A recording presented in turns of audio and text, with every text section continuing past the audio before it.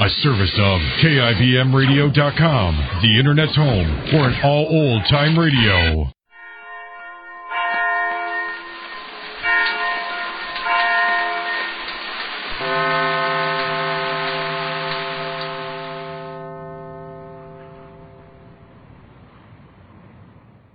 And now,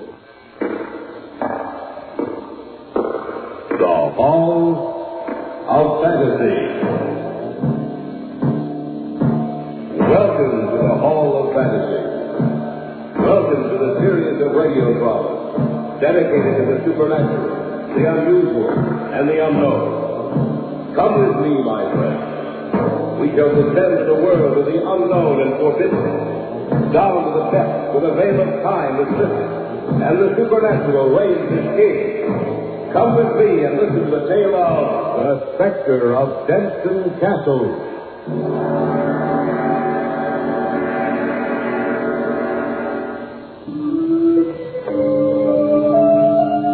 It began quietly enough. I arrived home about 5:45. Laura was in the kitchen cooking dinner. Laura, I'm home, honey. Glad to have you back, Mr. Denston. Any mail? I'll buy a plate at the dining table. And there's one from England, David. England? That's right, I put it on the top. Do you know anybody in England, David? No. Dad used to have some relatives over there, but I never knew them, or even wrote to them, for that matter. Well, for goodness sake, open it. All right, Laura. What does it say? I'll read it to you. Dear Mr. Denston, as executor of your late uncle, the Earl of Harcourt's estate, my firm has been trying to locate you for the past 6 months. After an exhaustive search, we have discovered that you are the only heir remaining in the Denston line. You are legal heir to Denston Castle, the estate, and the title of Earl of Harcourt. Please contact us as soon as possible. Oh, David, you're an earl. I can't believe it. Maybe someone's playing a joke on us. Huh? It's a pretty elaborate joke, David. That letter came from the town of, Lisbon, England. I don't think it is a joke. I think it's actually true. I wonder how much it's worth. What? Everything. The estate, the castle. Oh, I don't know, but you better get in touch with him right away. The letter's signed by Anthony Pendennis. I'll write him tonight. Well, just think of it, David. You're an earl. Oh, I don't feel any different. You better get back to your dinner or it'll burn.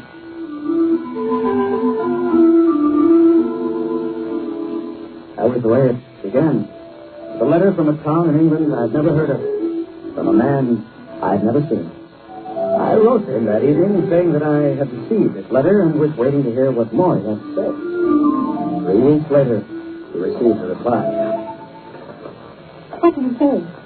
He wants me to come to England. When? As soon as possible. What are you going to do? Well, my vacation comes up in June. Maybe I could move it ahead. You've got 3 weeks coming. We could fly over. Yes, and if we needed more time, I could take an extra week without pay. Oh, the way you're talking, you expect to return right away. You can't tell what we'll find, Laura. Oh, but you're going to go, aren't you? Of course.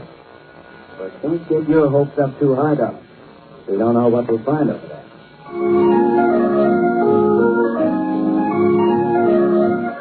We cleared ourselves with the authorities, wrote Denning, and told him to meet us in London. A month after we had received the second letter, we landed in England. Denning was there waiting for us. Mr. Denston. Yes. Denning. Anthony Denning. Greet you. This is my wife, Laura. Pleasure, Mr. Denston. I have a moment waiting. This city is about 120 miles from here. I suggest we call it here, London. Then as we ride up to tell you more about what is happening.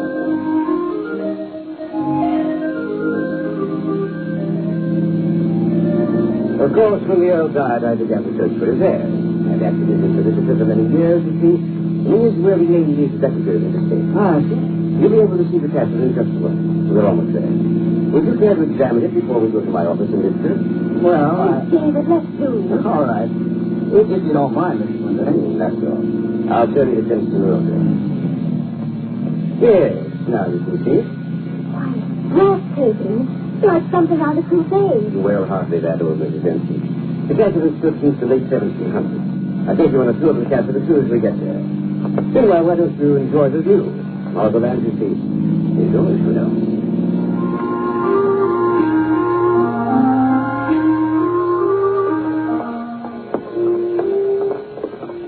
afraid it's getting rather late. You should be going. I'm sorry that I've been so insistent, Mr. Clendenning, but I've never been in a castle before, especially one we own. I hope you feel as happy about it in the future.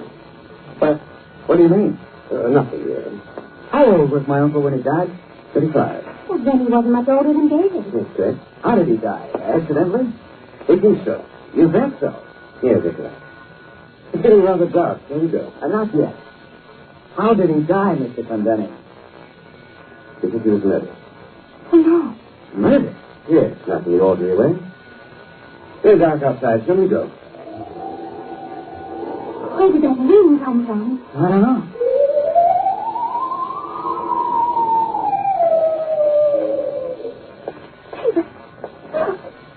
A woman in a long gown walking toward us. Beware. Beware, Spectre is your name. Who is that, Clendenning? They call her the Spectre of Denston Castle. From the golden age of radio theater, you're listening to the Hall of Fantasy. We'll continue in just a moment.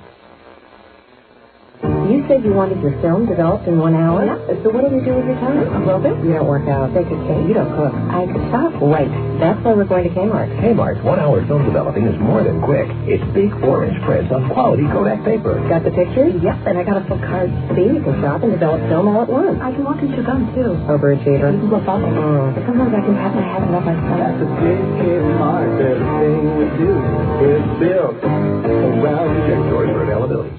I admit it, I love to talk, especially to my best friend in Canada.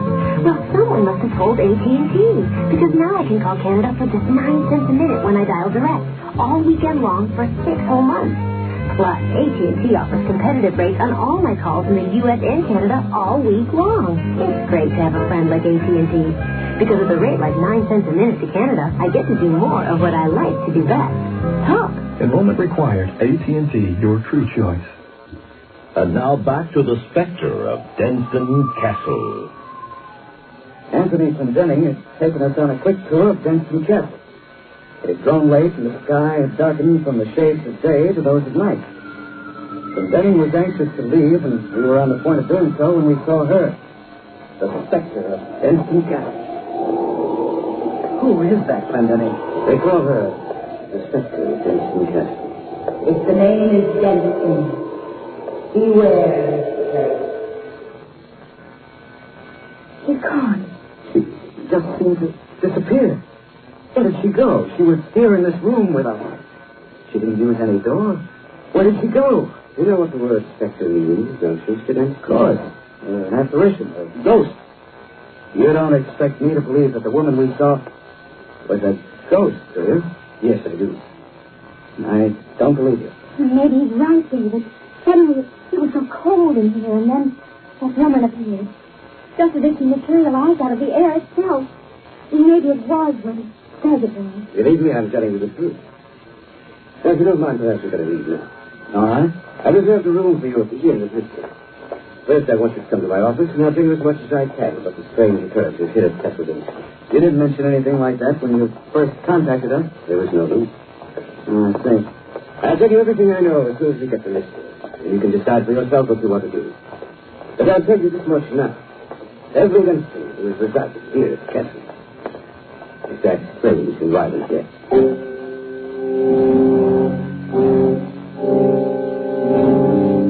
Within 30 minutes, we had dropped our luggage off at the inn and had gone to Clendenning's office.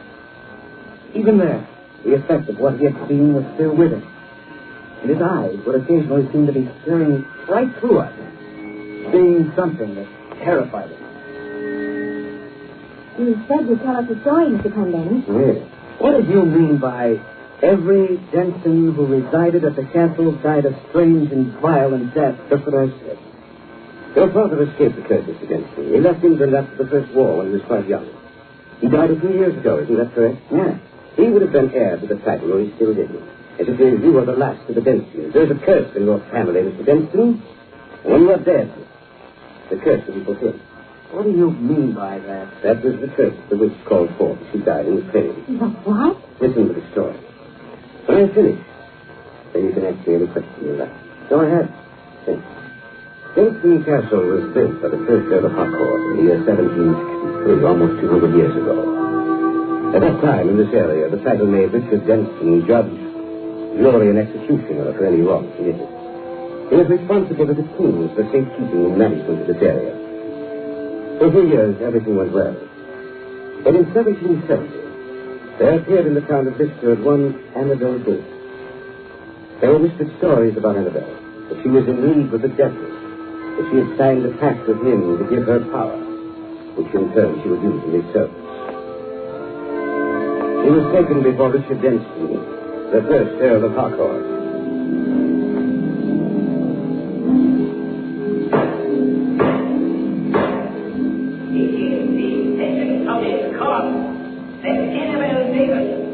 Suffer the consequence of her act. The God sentences her to death. My burning gets a sting. What is your last request? I have no last request, my lord. Then it is time for their performance. I have done no wrong. I have healed the sick and healthy. For that, they call me a witch. For that, you have sentenced me to die. I swear to you that I will. And I swear to you that I will revenge my death. I curse your family, Richard Denston, Earl of Harcourt. May you and each of your successors be divided into strange deaths, so that I no more left your lineage. So may you all perish. Light the faggot! So may you all perish.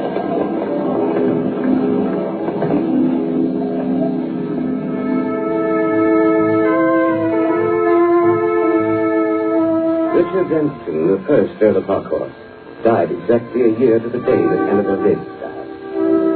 He hung himself. From that time to this, each of those who have held the title have died strange and violent deaths. How did my uncle die? His father was pushed from the battlements of Denston Castle. How terrible. Who pushed him? No one is certain of that. One of the servants said he saw the Spectre suddenly appear behind the Earl. As the Earl turned and saw it, began backing away. But the Spectre kept moving towards him until the Earl fell or was pushed himself. Did anyone else see what happened? I'm afraid not. Possibly the servant is lying. Perhaps he was responsible for my uncle's death. I'd like to see him. I'm afraid that would be impossible. Why? The servant died. The lad asked your own.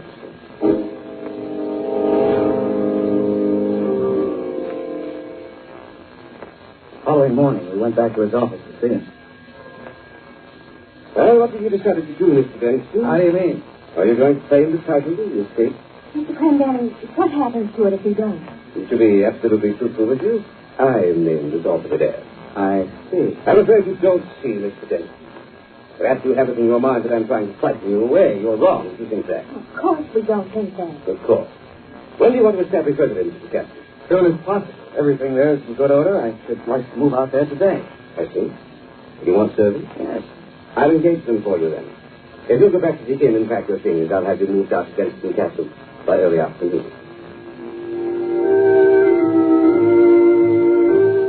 And Benny hired 3 servants for us. A butler, a maid, and a cook. It was quite an event.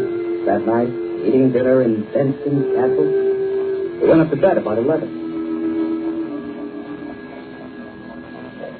I woke up about 1. I heard the sound of the clock ticking and Laura's regular breathing. I tried to see through the darkness of the room. I felt that something or someone was in there with us. I heard the sound of the wind again. And then she appeared in a pool of shimmering light. She raised her arms and pointed towards me. This is my second warning. You who are the last of the Denston, leave this place. Leave it, or you shall die, just as have all the others.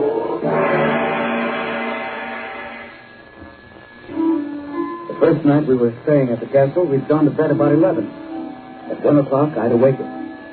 I felt that something was in the room watching us. Suddenly, as if from nowhere, she stood there in the room. And she raised her arm and pointed at me. Leave Denston Castle, or you shall die, just as have all the others. David. I thought you were asleep. You are. I heard something. It's open. Well, that's what you heard. She's turning. She's leaving. She's gone. Oh, just as if she vanished into the air itself. Oh, David, I'm afraid. Good morning, my lord. Huh? You're the Earl of Harcourt now, you know. Or will be, as soon as the court recognizes your fame. Well, forget that for a while. And then, do you know if there's a plan, a blueprint of the layout of the castle? That's what you want them for. I just want them, that's all. Yes, I believe there was a blueprint of the drawing of the stand of the castle. You'll find it in the great hall inscribed in the wall next to the portrait of the first Earl of Harcourt. Thank you. Where do you... what is your reason for wanting to see fame? Why don't you come with me, Pendenning? When we get back to the castle, I'll show you what I mean.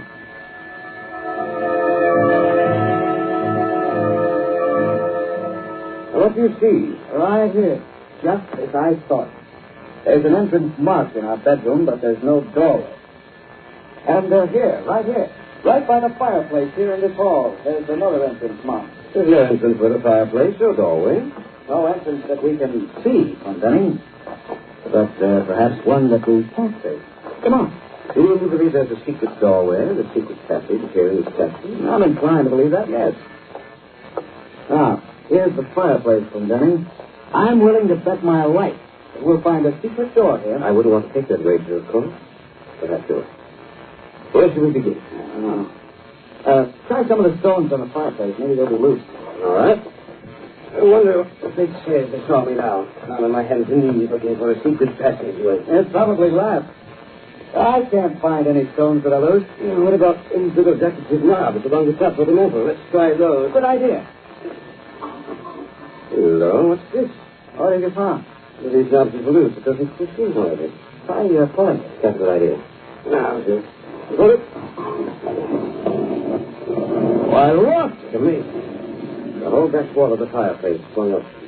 What do you intend doing now? Getting a flashlight and taking a look at what's behind that wall. I'll go with you. Good. I'll get a flashlight. One of the servants probably have them. I'll be right back. Let's go. Off your head, Denston. Don't worry. We're pretty clever at putting the secret door on the back of the fireplace. It's dark in here. Better use your torch. Now what? Your flashlight. Oh. There. Yes, that's much better. Well, there's a stairway going up and a stairway going down. What shall it be? Better we go down. All right, let's go. It seems rather dusty in here. Oh, yes, it is. I don't believe that anyone's been up or down these stairs in decades. It's covered with dust. I wonder who the last person was to know about this passageway. I don't know. I do know your Uncle Vinny. I expected to find footsteps on these stairs. Oh, right. I don't know. Oh, here's the bottom. They seem to be in a large underground chamber. Well, let's take a look. There's a large box in the center there. Perhaps we'd better go back. No. I want to see what's down here. Maybe solid. Maybe. It looks like a coffin. There seems to be some writing there. Shine your light in the section there. What's that? Let's see now. What does it say? It's rather difficult to make it out. Here lie the earthly remains of A.M.M. and the living. We burned the stake in the year 1770 to being a witch. And the story you told me was true. Of course it was. What I was trying to do was frighten you away so that I could pay these stakes. That's what I thought. You're quite right. Yeah. Where did you get that gun? I had it in my pocket, Mr. Denston. You were trying to frighten us away. That's correct, Mr. Denston. There's no Spectre of Denston Castle, at least not a clue. I discovered this passageway quite 3 times ago. Just to you. I never had occasion to come down here, Mr. Denston. I haven't gone upstairs. You would have seen the girl's footprints in the dust. I would have impersonated the Spectre. That's why I suggested we come downstairs. There, we're going up. Lead to your bedroom, Mr. Denston. What are you going to do? Kill you. Right, sir. Your wife doesn't know about the passageway, does she? No, yes, she does, Pendenning. Your first answer was correct, Denston. She doesn't know. I'm going to kill you and leave you down there. And then I'm sure I'll be able to dispose of your wife, too. You two were the last barriers in my way, Denston. Now nothing stands in my way. I will be the new owner of Denston Castle. And you killed my uncle. Correct. That's simple. It's fun. I thought for a while you'd be far more difficult than you were. I knew you were suspicious, but you played right into my hands. So now, Mr. Denston, prepare to join your end. Will you turn around? I guess I have no other alternative, but what's the matter? There's something in back of you. You think I'm a fool, then see that line when I would be destroyed. I'm serious, Sunday. There's something in back of you. I don't believe you. Look out! There is something in back.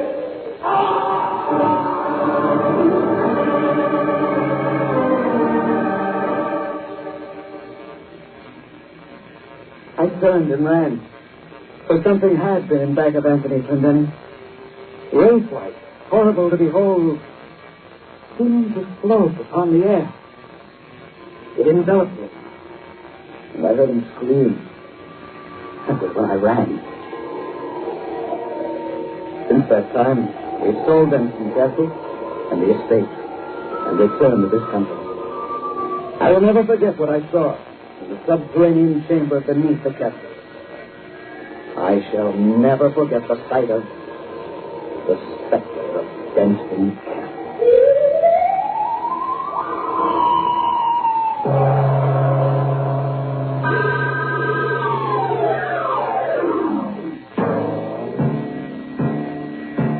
So runs tonight's tale of the unusual, the terrifying, the unknown. Join us again when next we journey down the corridors of the Hall of Fantasy to hear another strange tale of the supernatural. All characters and events portrayed in these programs are fictional, and any similarity to actual events or persons, living or dead, is purely coincidental.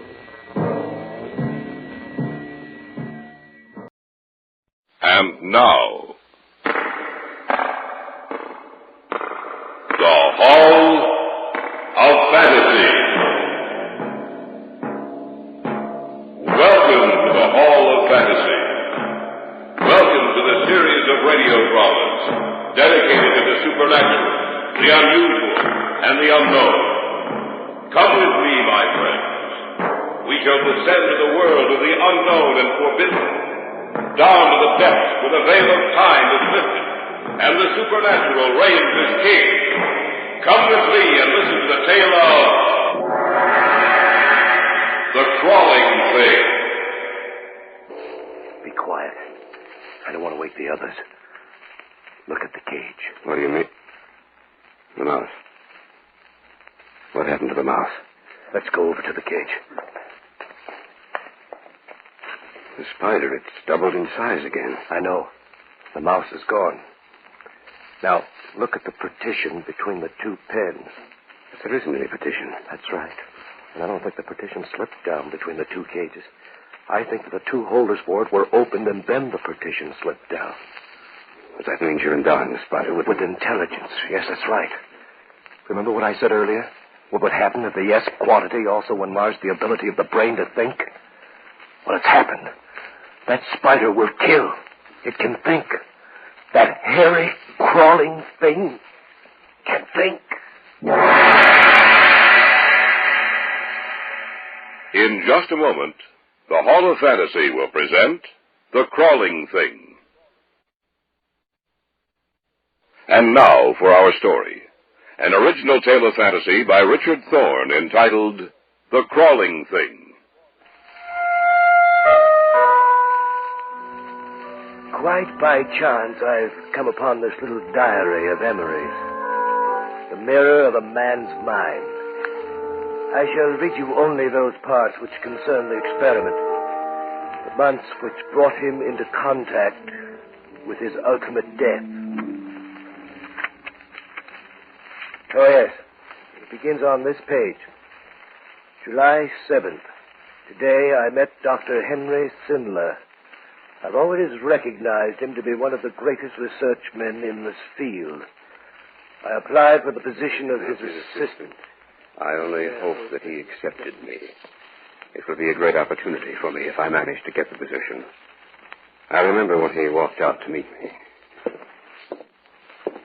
I take it that you are Mr. Bolton? Yes. Sindler, Dr. Henry Sindler. Yes, I know. Please sit down, Mr. Bolton. It distresses me to see a man like you nervous and shaky. I'm not going to hurt you. Well, I'm sorry, sir. Now, you no doubt are aware that I drive my assistants to a state of utter exhaustion, that I expect quite a good deal from them. Yes, I'm aware of that, Dr. Sindler. Yes, all right, good. And thank you for coming to see me, Mr. Bolton. I have many other applicants to see before the day is over. If you are accepted, we will notify you. Well, Dr. Sindler... That is all, Mr. Bolton. Good afternoon.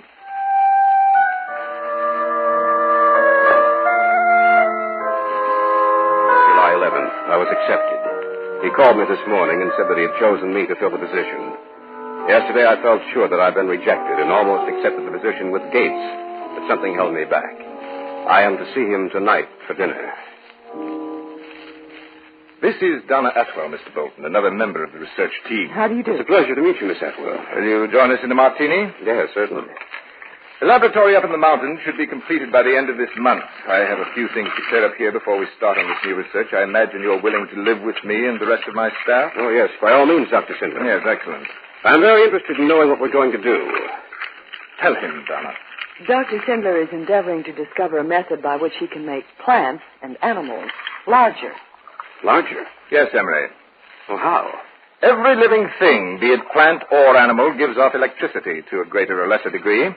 By means of the electroencephalograph, science has already discovered the human brain gives off small microvolts of electricity. When a man becomes angry, this charge is strengthened. With the increased flow of electricity, his physical strength is also increased. Dr. Sindler is looking for the chemical which is released into a man's body, along with adrenaline, which gives a man this added strength and which also increases the microvolts of electricity. I see. Your cocktail. Allow me to propose a toast to our work together. May we have success.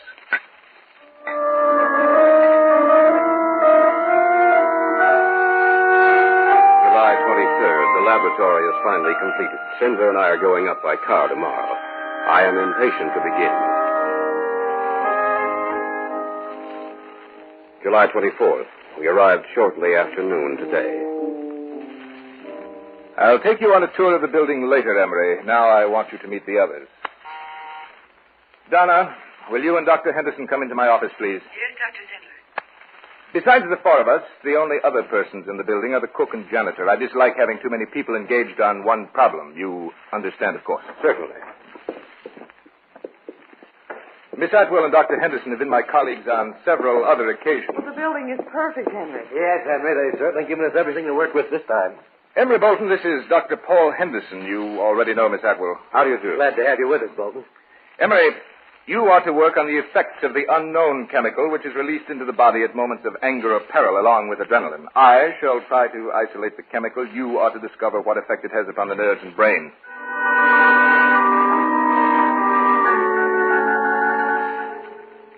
August 4th.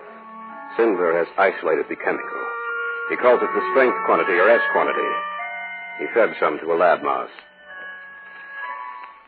How much time has passed since the injection? 3 hours, Dr. Sindler. Let's look at the pen. I hope we have more success this time. I think we will. Maybe I'm wrong, but the mouse does seem to be larger. It is larger, Donna. Then we found the formula. We can't be too sure if it's safe. The other subjects died. Dr. Sindler, Yes? how large will the animal grow? We have no idea of knowing that, my dear. Do you think there's any possibility of it growing too large? What do you mean? We're changing the size of that animal beyond all proportion to what nature has evolved. Do you think there's any possibility of the subject growing too large for us to handle? That mouse there might grow into some hideous monster that could destroy us all.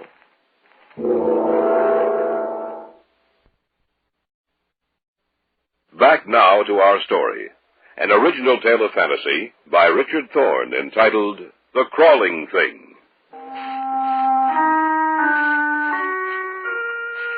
I'm here in this seemingly deserted laboratory. In my hands, I hold the diary of Emery Bolton. Though there's nothing in his words that should cause me to feel any alarm, still there's something I feel that causes me to look back over my shoulder into the shadows. I continue with the diary.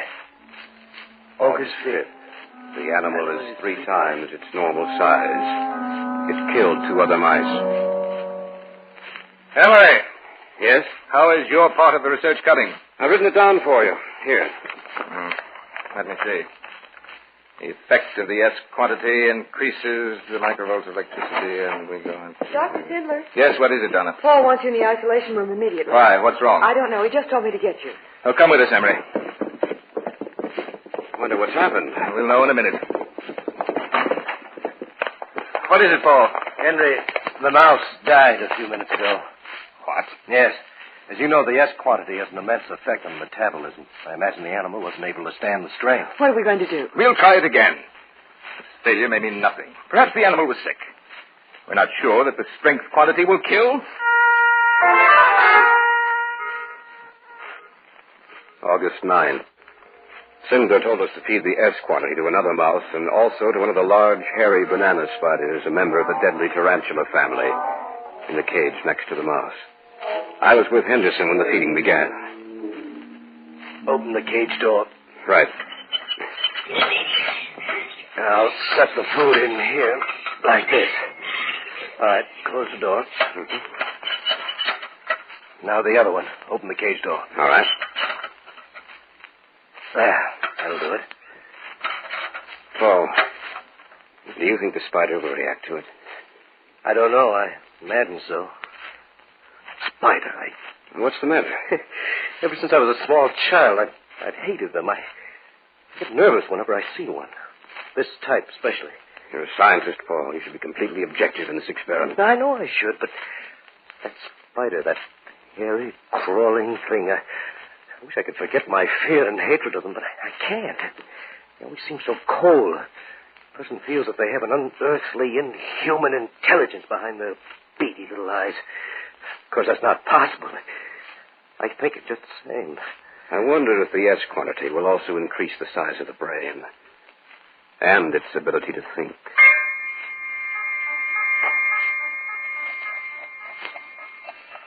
Still, August 9th, 4 hours later. The mouse has increased slightly in size, but the growth of the spider has been amazing. Its size has been more than trebled. It's almost as large as a child's fist. August 10th, 3 in the morning. Henderson woke me and we went into the isolation room where the mouse and spider were kept in a double cage. Be quiet. I don't want to wake the others. Look at the cages. Now, what do you... The mouse. What happened to the mouse? Let's go over to the cage. The spider. It's doubled in size again. I know. And the mouse is gone. Now, look at the partition between the 2 pens. There isn't any partition. That's right. It slipped or was moved down to the bottom of the cage. Then that means... That the mouse and the spider had nothing to separate them. But what happened to the mouse? Don't you know, Emery? Unless what? Unless the spider... And that's just what happened. And another thing, Emery. I don't think the partition slipped down between the 2 cages. I think that the 2 holders for it were opened and then the partition slipped down. That means you're endowing the spider with intelligence. Yes, that's right. Remember what I said earlier? What would happen if the S quantity also enlarged the ability of the brain to think? Well, it has happened. That spider will kill. It can think. That hairy, crawling thing can think.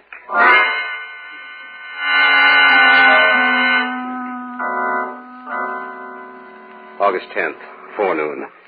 I didn't get much of a chance to see Sindler before 11. When I did, I discovered Henderson had already told him what had happened in the isolation room. And you know about the spider. Yes, Emery, I do. Henderson told me earlier. What do you think about it? Think? What do you mean? Don't you think we ought to destroy it? Destroy it? Of course not. This may be what we're looking for, Emery. This may lead us to success. But, Dr. Sindler, it might be dangerous. Yes, it might be. But you remember that the development of the atomic bomb was dangerous, and so is the research going on in countless laboratories across the nation, across the world, Emery. That spider has intelligence, Dr. Sindler, a crafty, cunning intelligence. Yes, I know that. We have found a new formula to increase the intelligence and size of an animal. And, Emery, it will increase man's intelligence, too. Our contribution to the science of the world will be invaluable. There's nothing to worry about, absolutely nothing.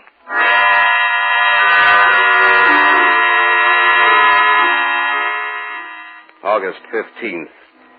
The spider has grown so large that it cannot be kept in the cage anymore. The isolation room is its pen now. It has the run of the entire room. It's as large as a large dog. I must admit that every time I enter the isolation room, I'm nervous lest that thing should attack me. But it generally stays over in one corner of the room. Apparently, it has no desire to harm us. August 25th. Donna and I had taken a stroll outside the laboratory. Emery. Yes? Emery, I've been with Dr. Sindler for several years. And all that time, he's never made a mistake. That is, up to now. What do you mean, Donna? I think he's created something that will only bring evil. That will only... Oh, I wish I had the words to express myself. I know exactly how you feel, Donna. I've talked to him about this before. I'm going to talk to him again when we get back. I wish you would, Emery. I wish you would. What are you doing in here, Emery? I want to talk to you, Dr. Sindler. Can't it wait till later? No. That noise, what? It's the sound of the spider that moves closer to us. What did you want to say, Emery? I'll be quite frank about it, sir. I think we should destroy it. Why, that's nonsense, Emery. No, it's not. It's true we may learn something. It's true that we may even succeed in our research, but let's start over again. Let's experiment with something else, something that doesn't look like a monstrous throwback to a prehistoric age. It crawls and slides across the floor with its large, beady eyes always open, staring at you. Let's destroy it.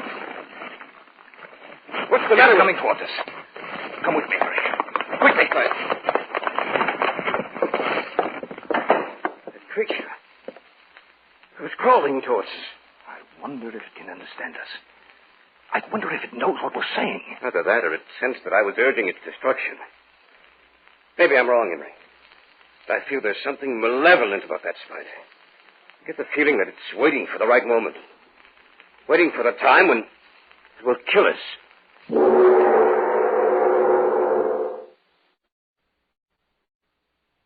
Back now to our story.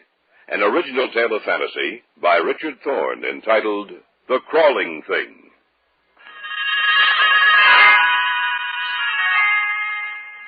I'm beginning to feel some of the terror that Emery Bolton must have felt.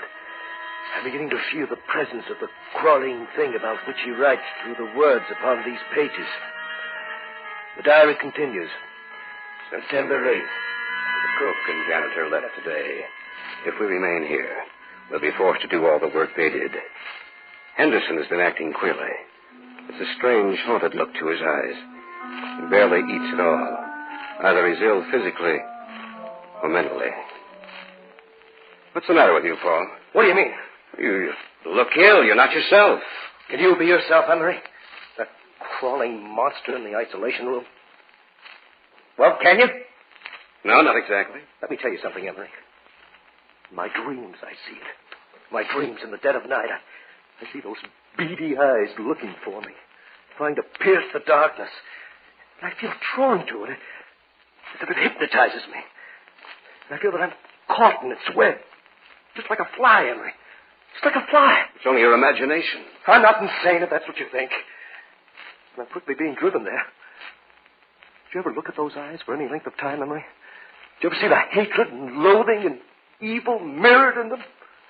I'm not imagining it. I see it. When the opportunity comes, I'm going to destroy it. Sindler or no Sindler, I swear to you, I'll kill it.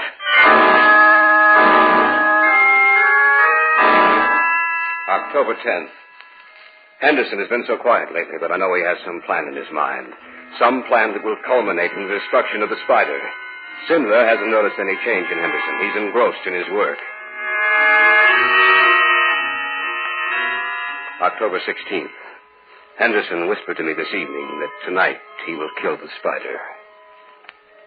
I sit in my room and write this, with only the desk lamp lit. It is almost 11 o'clock now. And I have the feeling that the moment is drawing near.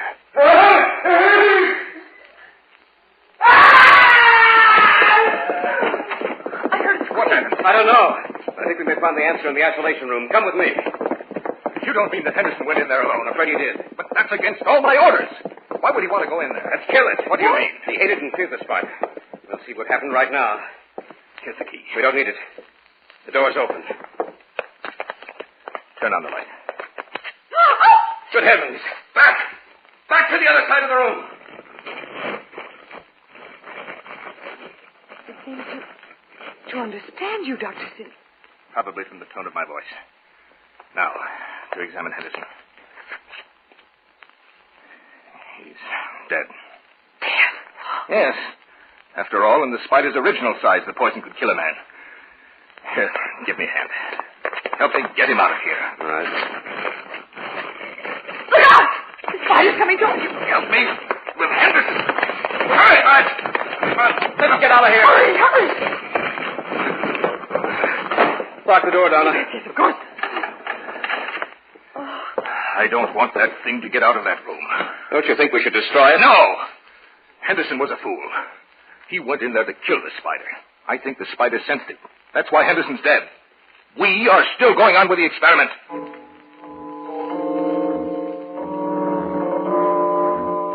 October 17th, we buried Henderson in the graying light of dawn. Even Sindler was quiet. October 18th, I am in charge of feeding it. Donna and I were in the isolation room today when a curious thing happened. Emery, look. What's wrong? The spider. It's crawling over to the table where the S quantity is. I wonder If what? The spider's trying to get more of the S quantity. Stop growing now because we stopped the injection. If it were to get more of the serum, it would grow larger. Going to get that bottle and take it out of here. Be careful, Emery. Don't worry, I will. Look out! It won't let me get past. Maybe we better get out of here. It's crawling towards the table. We have to stop it. We can't.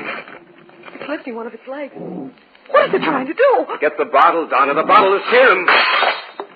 Knock the bottle to the floor. It's going to drink that serum. Let's get out of here. You're right.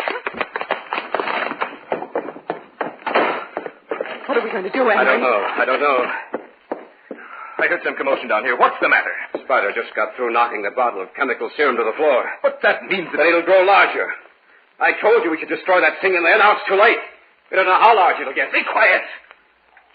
I have to think. That's right. Use your mind now, Cinder, when it's too late.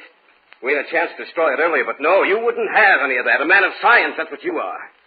But you're a fool, too, Cinder, a stupid, misguided fool. That thing in there could kill us all. What the hell? It's trying to break the door down. We've got to barricade that door. If we don't, it'll break it down in a matter of seconds.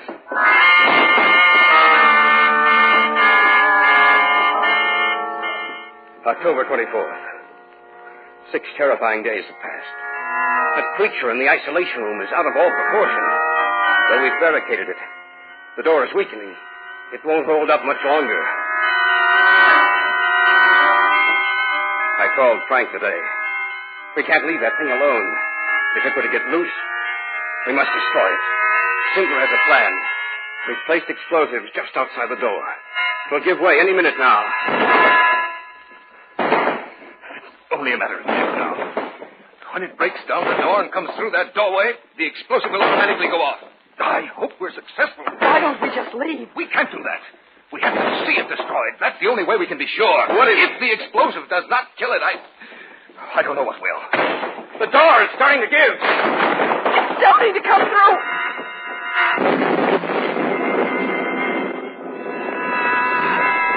Ah! It wasn't hurt.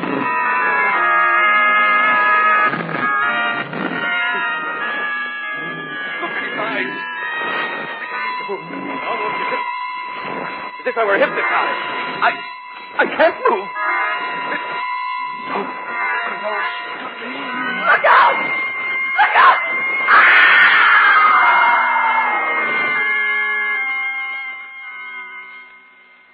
Even though the last entry in the diary was marked October 24th at 7 in the morning, in my mind I've reconstructed what must have happened after that last entry. There is evidence all around me of the death and destructive power of that hairy, crawling thing. It must have left the building after what happened. I'd better get back to the city and notify the... In front of me. Something so large. Gigantic eyes. looming up that way. I can't move.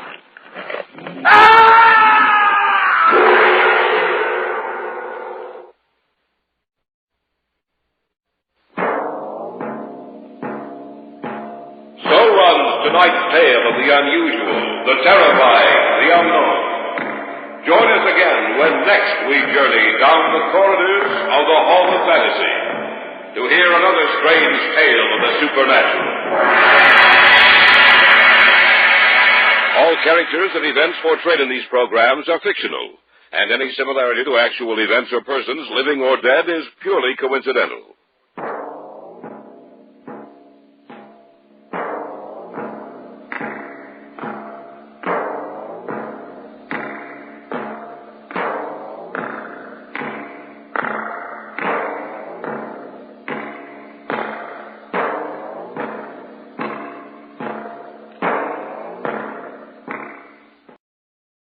And now, the Hall of Fantasy. Welcome to the Hall of Fantasy. Welcome to the series of radio dramas dedicated to the supernatural, the unusual, and the unknown.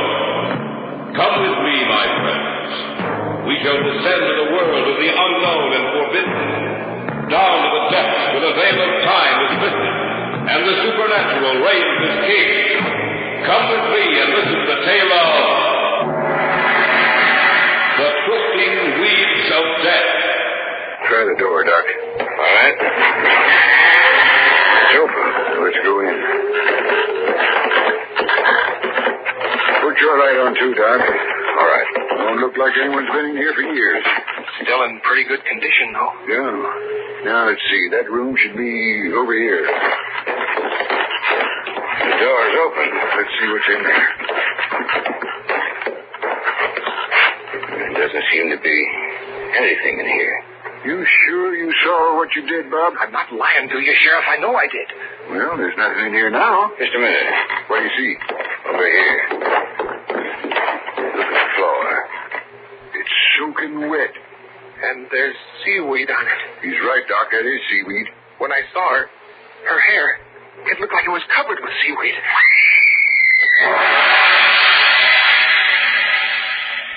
In just a moment, the Hall of Fantasy will present The Twisting Weeds of Death. And now for our story. An original tale of fantasy by Richard Thorne entitled The Twisting Weeds of Death.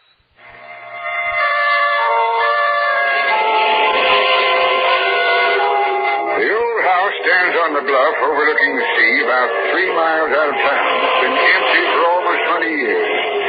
Through the seasons of the year, it stands there, buffeted by the sea wind, tempered by the rain and snow, till its color is changed to a dirty gray. No one goes near it.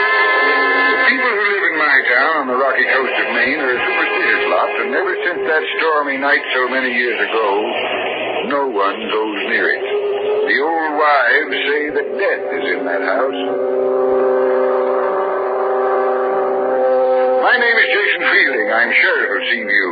The job doesn't really amount to much except in the summer when the city folks move in. Even then, my main worry is to make sure the young ones don't get out of hand.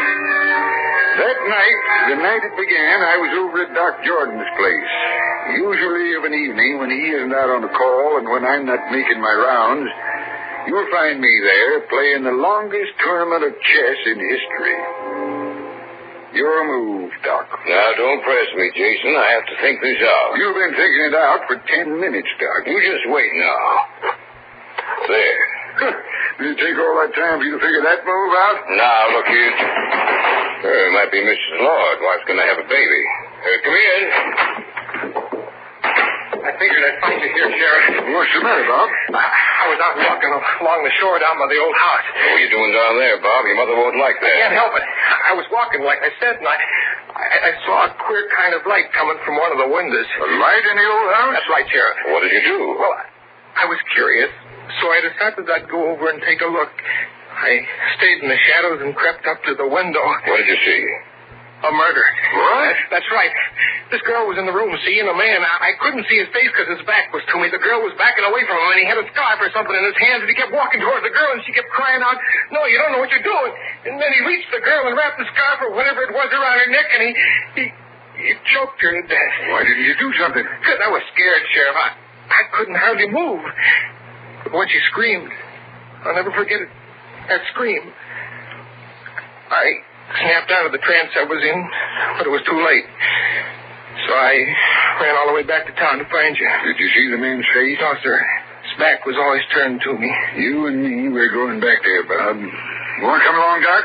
Yeah. There was a queer thing about that girl, Sheriff. Her hair, it looked like seaweed. That's the way it started. The three of us went outside and got into my car. It only took us a few minutes to reach the old house, even though the road leading up to it was gutted and overgrown with weeds.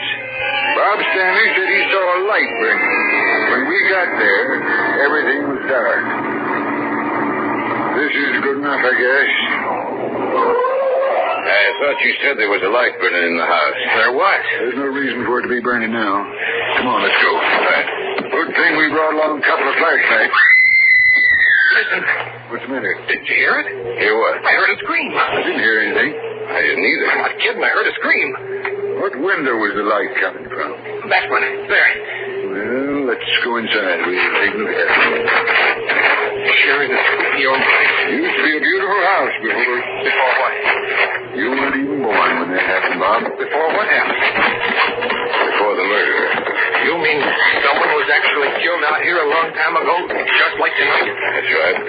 Someone was killed a long time ago. Try the door, Doc. All right. It's open. Let's go in. Put your light on, too, Doc. All right. Don't look like anyone's been in here for years. Still in pretty good condition, though. Yeah. Now, let's see. That room should be over here. The door's open. Let's see what's in there. There doesn't seem to be anything in here. You sure you saw what you did, Bob? I'm not lying to you, Sheriff. I know I did. Well, there's nothing in here now. Just a minute. What do you see? Over here. Look at the floor. It's soaking wet. And there's seaweed on it. He's right, Doc. That is seaweed. When I saw her hair, it looked like it was covered with seaweed. Who was that? I don't know. It came from this room. It couldn't have. I tell you, that scream came from this room. Shine your light around, Doc. See, I told you. Couldn't have come from this room. I tell you it did. The boy's right, Doc. It did come from this room. As far as I can see, there's no one else in here, just the three of us. If it didn't come from this room, where did it come from? And who screamed? That's what I'd like to know.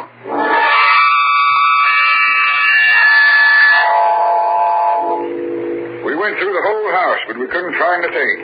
I knew Bob Stanley wasn't lying. He had seen something there in that house, but whatever it was, there was no trace of it now.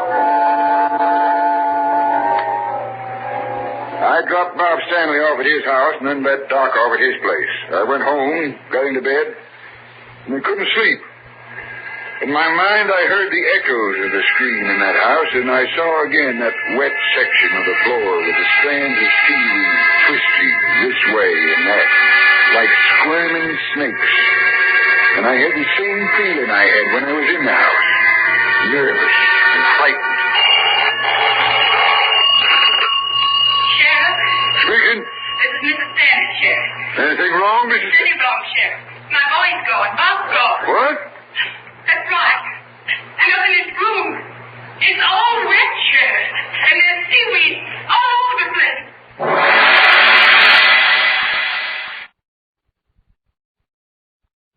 Back now to our story. An original tale of fantasy by Richard Thorne entitled The Twisting Weeds of Death.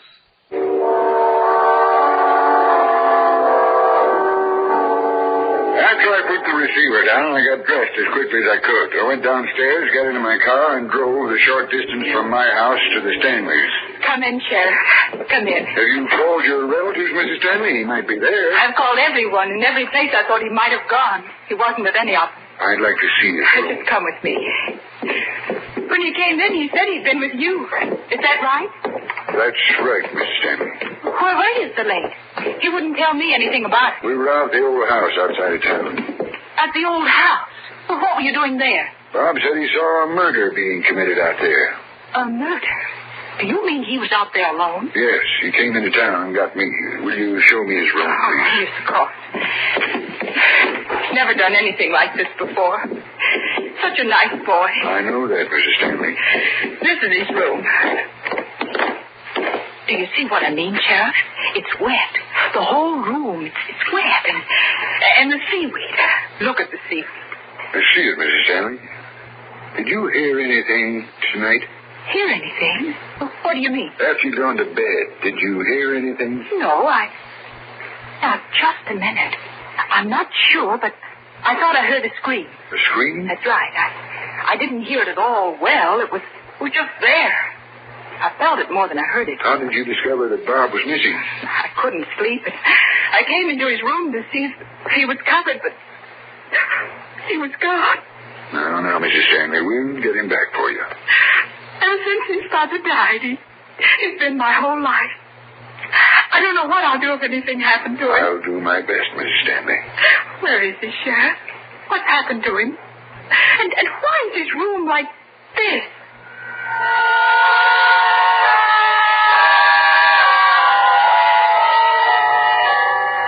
On my way to the old house, I stopped at Doc Jordan's, but he wasn't home. I figured that Mrs. Lord must be having her baby. I took a gun with me because I wasn't sure what I'd find out there.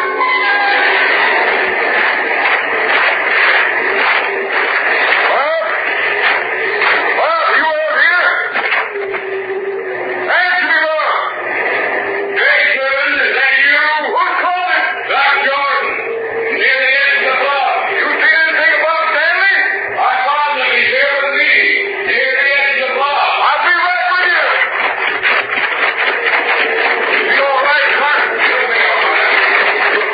What's the matter? Nothing. Like this. Looks like he passed out. And I give him a whiff of pneumonia. You know, to bring him to. Bob. Listen, Bob, boy, wake up. You got a whiff of this, son. Where'd you come from, Doc? Just coming back from delivering Mrs. Lord's baby, Bob. Saw light in the old house, thought I'd stop and see what it was. And I saw you run off toward the bluff and follow. What are you doing out here, Bob? I had to come. She made me. Who made you? The girl with the green eyes and the long, soft hair. As far as you know, yes. What's the matter? Do you think I'm crazy? She came to my house to get me tonight. Tell us. Well, I went to bed right after you dropped me off. I don't know how long I was asleep. But when I woke up, I can't explain. I thought there was someone or something there in the room with me. And when I looked down at the foot of the bed, there she was, standing there. She said she needed my help, and would I come with her? So I went with her. We walked out here to this old house together. She held my hand. Skin was soft, and it seemed wet. She was a beautiful girl. We went into the house, in the room we were in earlier tonight. Funny thing, there was a light on in there, but I didn't know where it came from. She was pointing to something. When a little terror came across her face and she screamed, "Run! Run for your life! He's coming!" And I ran. That's when you ran out of the house and out here near the edge of the bluff. That's right. I thought I saw someone chasing me. I was afraid, I guess. So afraid I passed out. It's a good thing I found you. Yes, yes it was. I want you to come back to town with me, Bob. I want to show you a picture. A picture of a girl who's been missing for 20 years.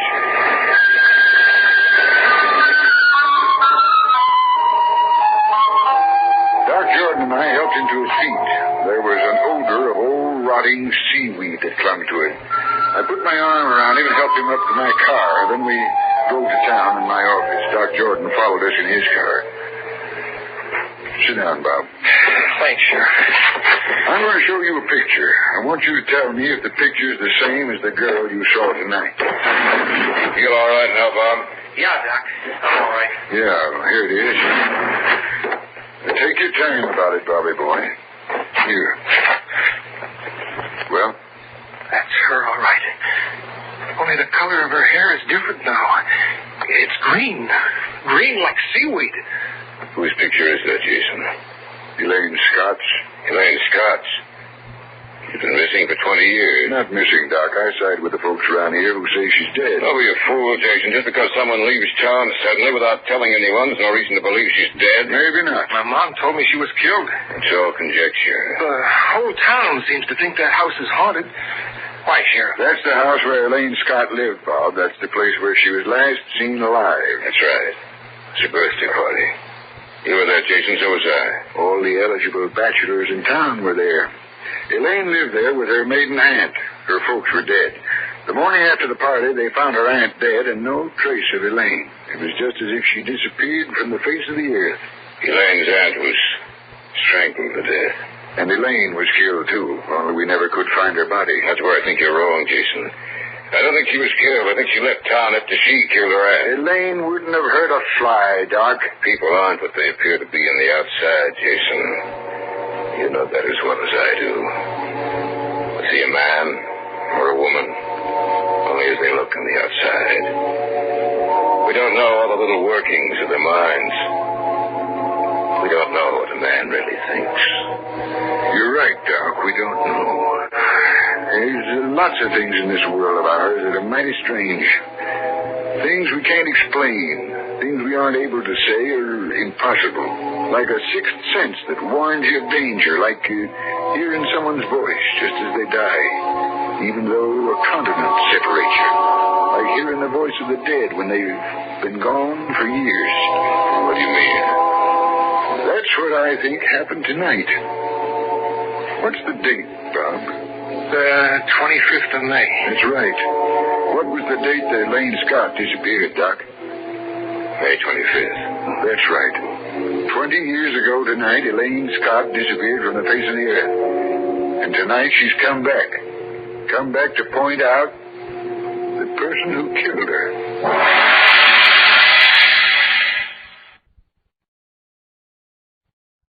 Back now to our story. An original tale of fantasy by Richard Thorne entitled The Twisting Weeds of Death. We sat in my office, the three of us, Doc Jordan, Bob Stanley, and myself. Something had happened that night. Something I couldn't explain or understand. For Elaine Scott, dead for 20 years, had reappeared 20 years to the night she disappeared. You don't mean to tell me, Jason, that you believe the dead can return? I believe a lot of things, Doc. People might laugh at me for saying it, but I do believe they can in one way or another. Well, what are we going to do? You said she led you into the house, Bob, and she pointed to something. Did she say anything then? No, Yes, she did. She said, this is where it happened, before we went downstairs. Before we went downstairs. Do you know what she was trying to tell you? She wants you to know where her body is. You sound like an ignorant fool, Jason. Maybe not. We'll see. We're going back out there, Bob. All right. You want to come along, Doc? Yes, I guess so. This time I'm going to take a gun along. What for? Handy things to have around, a gun. That's a ghost, Bob. So a gun won't do you any good, Jason. I got my reasons. Come on, let's go.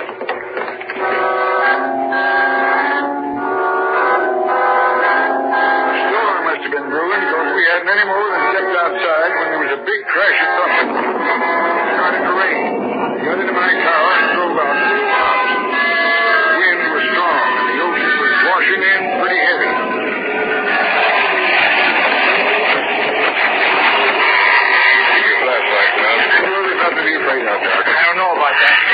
She said before we went downstairs. Is that right? Yes, sir. Well, let's go downstairs. All right. Someone's in this house. It came from that room. The same room. Do you want to go in there, Sheriff? No, we won't find anything in there now. We'll go downstairs. Here's the door that leads to the cellar. All right, open it. Why don't we go back to town and wait for morning? We're here now. We might as well go through with it. What do you expect to find down there, Jason? I don't know. Let's go. Watch your step. No one's been down here in 20 years. Stairs might be a little rickety. You see anything, Bob? No. The place is heavy with dust, cobwebs. When a house gets a reputation like this one has, it's bound to be like that. No one lives in it except fighters. You see houses like this anymore? They've all got cement on the basement floor, not earth like this one is.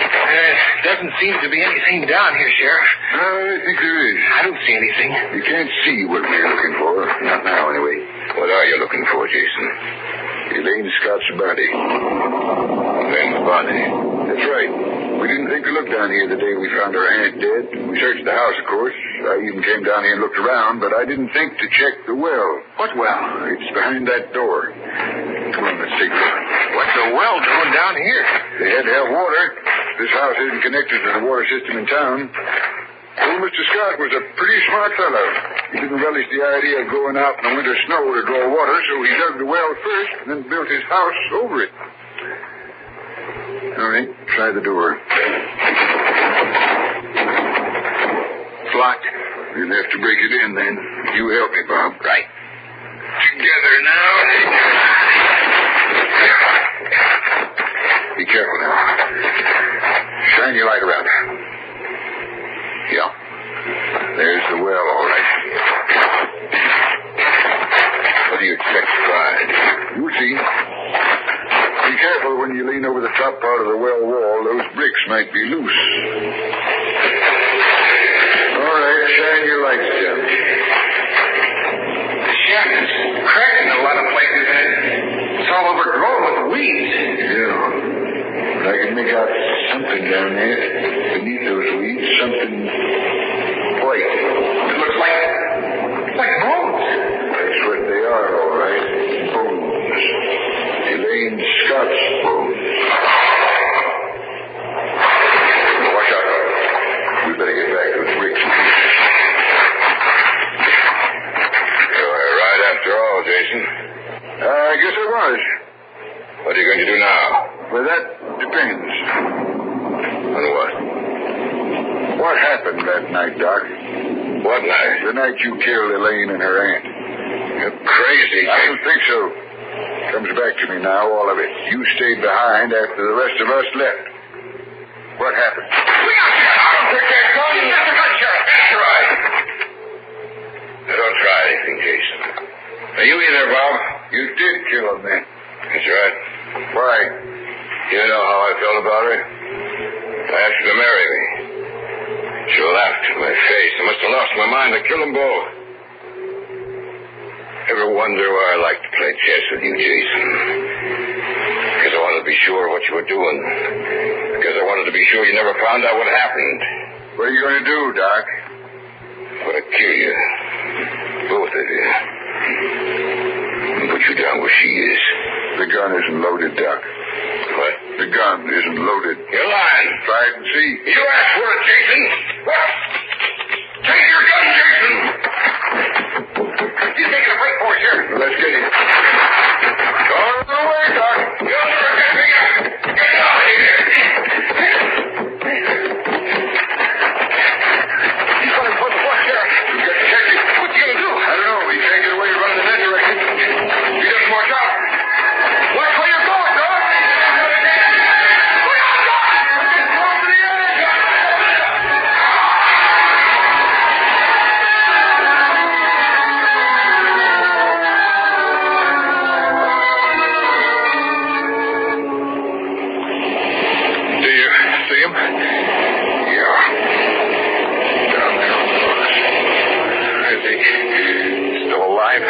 After that fall?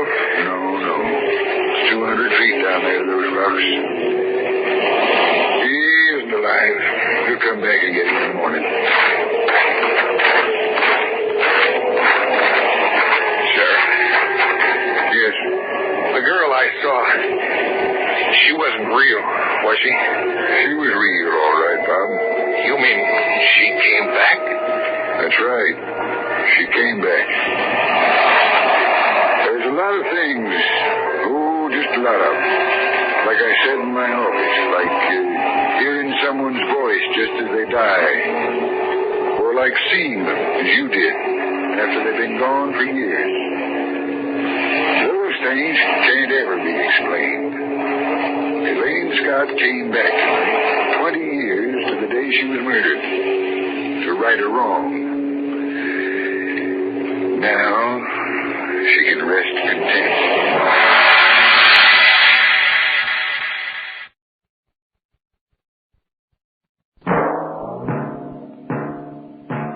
So runs tonight's tale of the unusual, the terrifying, the unknown. Join us again when next we journey down the corridors of the Hall of Fantasy to hear another strange tale of the supernatural. All characters and events portrayed in these programs are fictional, and any similarity to actual events or persons, living or dead, is purely coincidental.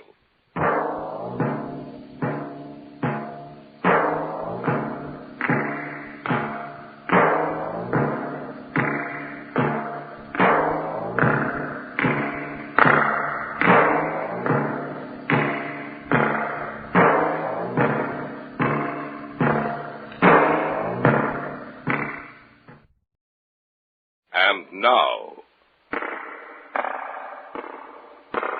the Hall of Fantasy.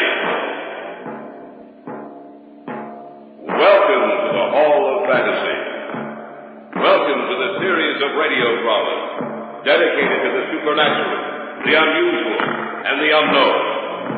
Come with me, my friends. We shall descend to the world of the unknown and forbidden, down to the depths where the veil of time is lifted, and the supernatural reigns as king. Come with me and listen to the tale of the Telltale Heart.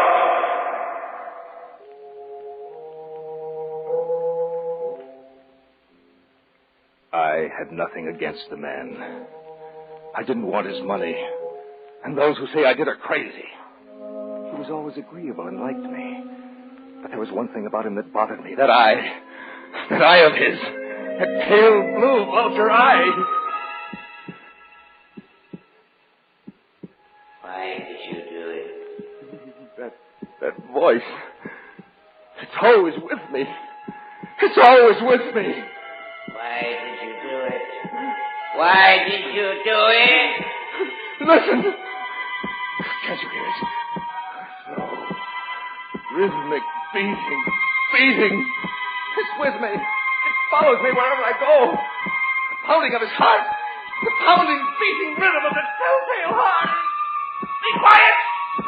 Be quiet! Be quiet!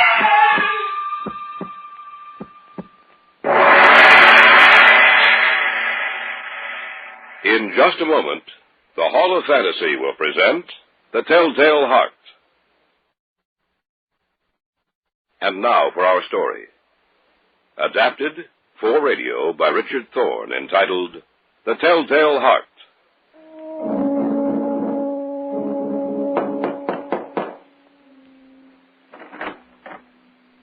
Yes? There was an advertisement in the paper. I'm here to answer it. I see. Won't you come in, please? Yes, thank you. Are you the one I'm supposed to see? No, I'm Mrs. Gorman, the housekeeper. Mr. Lawrence, the old gentleman, he's the one you're to see. You'll just wait here. I'll tell him you're here. Yes, thank you, of course. Mr. Lawrence? Yes? Someone here in answer to the advertisement you placed in the paper. Send him in, Mrs. Gorman.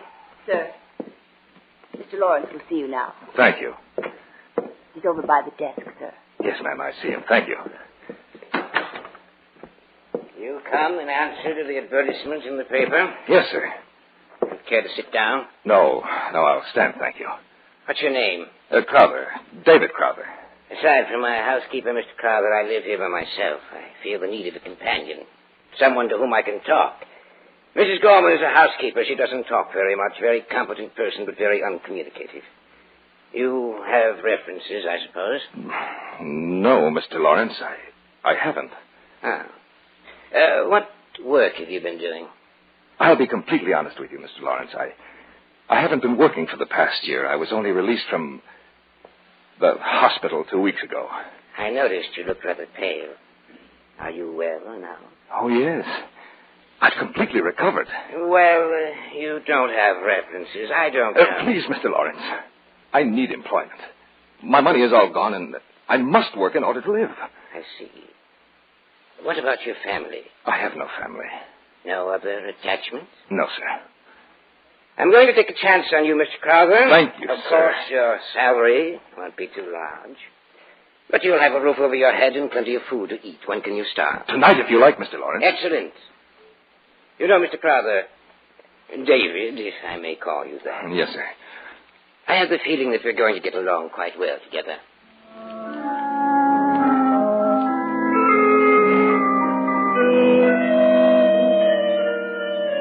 I was with him for several months. I don't know when the idea first entered my mind, but once it was there, it haunted me day and night. It enveloped my brain with its cunning. I had nothing against the man. He was always agreeable and liked me. But there was one thing about him that bothered me, that eye of his. One day I asked the housekeeper about it. Mrs. Gorman. Yes, David? The old gentleman. One of his eyes. Is there anything wrong with it? What? I don't think so, David. I hadn't noticed. To me, one of his eyes resembles that of a vulture. Pale blue it is with a cloudy film covering it. It didn't bother me at first, and, well, in fact, it doesn't bother me now unless he looks at me, but... Unless he looks at you? Why? Well, every time he looks at me, my blood runs cold. That pale blue vulture eye... I think you're imagining things, David. Yes, Mrs. Gorman. Perhaps I am imagining things. You won't say anything about it to Mr. Lawrence, will you? Of course not, David. I don't know what came over me. Of course, there's nothing wrong with the old gentleman, nothing at all. Yes, but there was. That eye of his. That pale blue vulture eye. Little by little, I began to hate him with all my heart.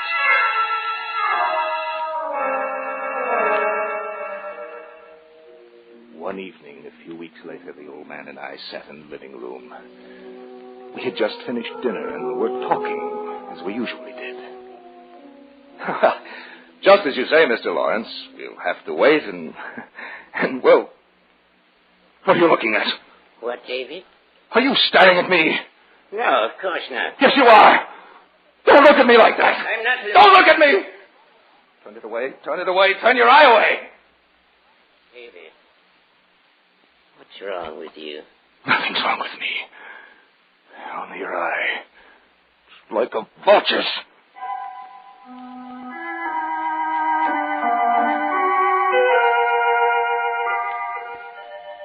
A few days passed, and I guess he thought I had forgotten about his eye. But I hadn't. No, I hadn't. And every night about midnight, I'd get out of bed, creep from my room to his. I'd unlatch the door and open it. And then, after it was opened wide enough to stick my head through, I would put in a covered lantern, all closed, so that no light would shine forth.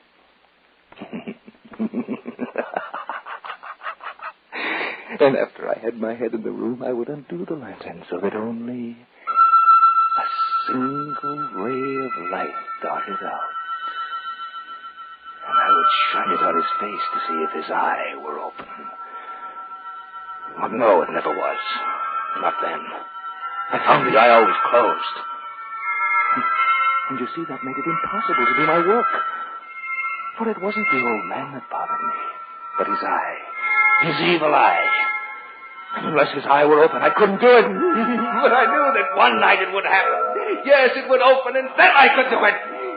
Then I could kill him.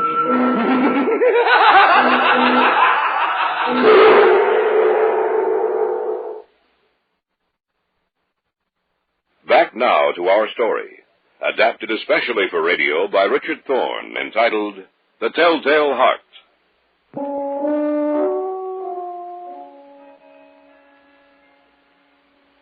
And so I waited. I went out of my way to make him comfortable. I made sure that I never mentioned anything about his eye to him. And every morning I would go into his chamber boldly and ask him, "Well, Mr. Lawrence, did you sleep well last night?" Why, yes, David, I did. You didn't hear anything? Any noises? No, not a one. I'm glad of that. Why? Did you hear anything? No, not a thing. And why did you ask me if I had? Oh, I was just asking Mr. Lawrence. I wanted to make sure. I wanted to make sure.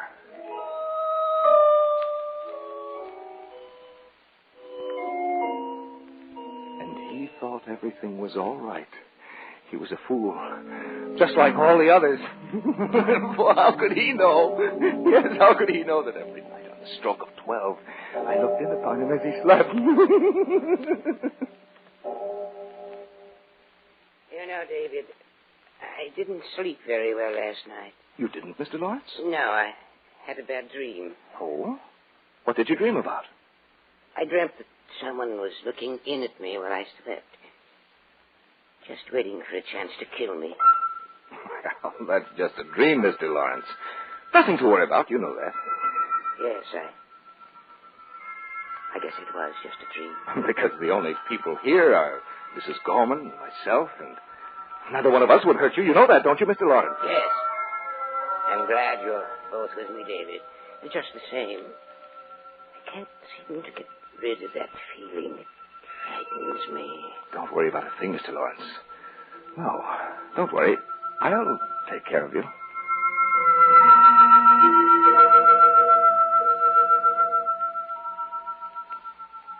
On the 8th and last night, I took special pains to make sure he wouldn't hear me. A watch's minute hand moved more quickly than did mine. I crept out into the hallway, made my way to his door. His room was all black. Black as coal, black as midnight. I think he heard me, but I knew he couldn't see a thing. The room was too dark for that. I was almost in the room and about to open my lantern when my thumb slipped upon the tin fastening, and the old man was immediately fully awake. He sat upright in bed and whispered, "Who's there?" He said, "Who's there?" I kept still. I didn't say a thing. No, not a thing. And for what seemed like an hour, I stood there and didn't move a muscle. I knew he wouldn't lie down. He was sitting up in his bed, listening for what it was that had made the noise. The old man was in mortal fear. When I had waited a long time and still had not heard him lie back upon his bed, I resolved to open my lantern a little. Yes, just a little, just the tiniest bit. And presently, the tiniest bit of light struggled out. I directed it towards him like the thread of a spider. And finally it came to rest upon his vulture eye. And then I seemed to hear something. I didn't know what it was. I couldn't distinguish it at first, and I racked my mind to think of what it was. And then finally it came to me. Yes, that was it. It was the beating of the old man's heart. Who is in here? I could hear it distinctly. He was so afraid. Beat, beat, beat, beat, beat, beat. It went. I could feel its rhythm. The old man was in mortal terror. But I held the lantern motionless. I tried to keep the beam of the light focused on that terrible eye, that pale blue vulture's eye. The incessant drumbeat of his heart increased. It grew quicker and quicker. Beat, beat, beat. Louder, louder every moment. The old man's terror must have been extreme. Then I thought of something else. The sound of his heart was so loud it might be heard by someone else, by Mrs. Gorman, by some prying neighbor. And I couldn't allow that, could I? No. And the beating grew louder and louder and louder until I could stand it no longer. Who's there? Don't be afraid, old man. Is that you, David? Yes, that's right. It's only me. Nothing to be afraid of. What are you doing in my room? Just watching over you, Mr. Lawrence. I thought it was someone else. You have nothing to fear from me, old man. You should be asleep. Oh, I'll go to sleep. And so will you, old man. So will you. David, what's wrong with you? Nothing. Nothing, old man. Nothing at all. Don't come any closer to me. Stay away from me. Die, old man! Die! That's your heart dying with you. Die! Close your eye! That vulture eye! Close it forever!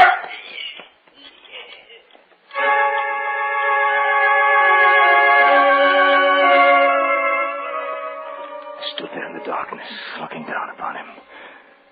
He was quiet now. A strange kind of stillness was upon him.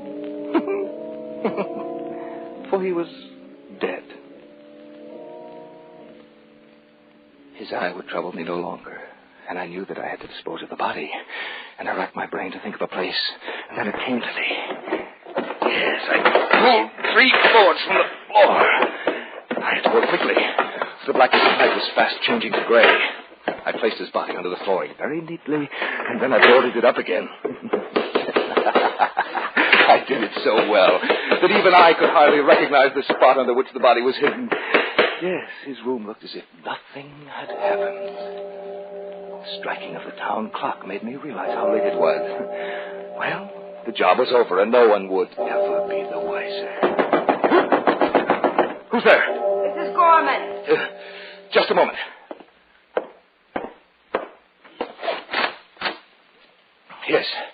Yes, what is it? Where's Mr. Lawrence? He's not here. Not here? No, he went out to the country late this evening. I heard something up here. Such as? A scream. No one screamed, Mrs. Gorman. I guess I was mistaken. I'll have to send them back then. Who? I was afraid when I woke up I heard, or I thought I heard, a scream. You didn't hear a thing. Mr. Lawrence has been gone for some time. What are you doing up here? I wanted to make sure he hadn't forgotten anything. What you probably heard, Mrs. Gorman, was the neigh of the horse as the carriage carried Mr. Lawrence away. Then I must tell him to go. Who's downstairs? Who is it? Well, I was frightened. I called the police. They're waiting for you downstairs. For both you and Mr. Lawrence.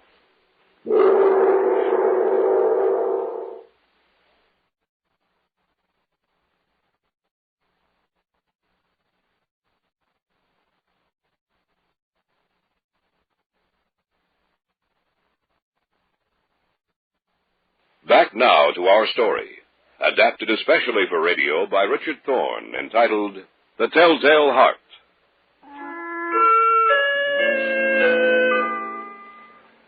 I was so sure that no one had heard anything. But Mrs. Gorman, the housekeeper, she must have heard him scream. Or did she hear the beating of the old man's heart?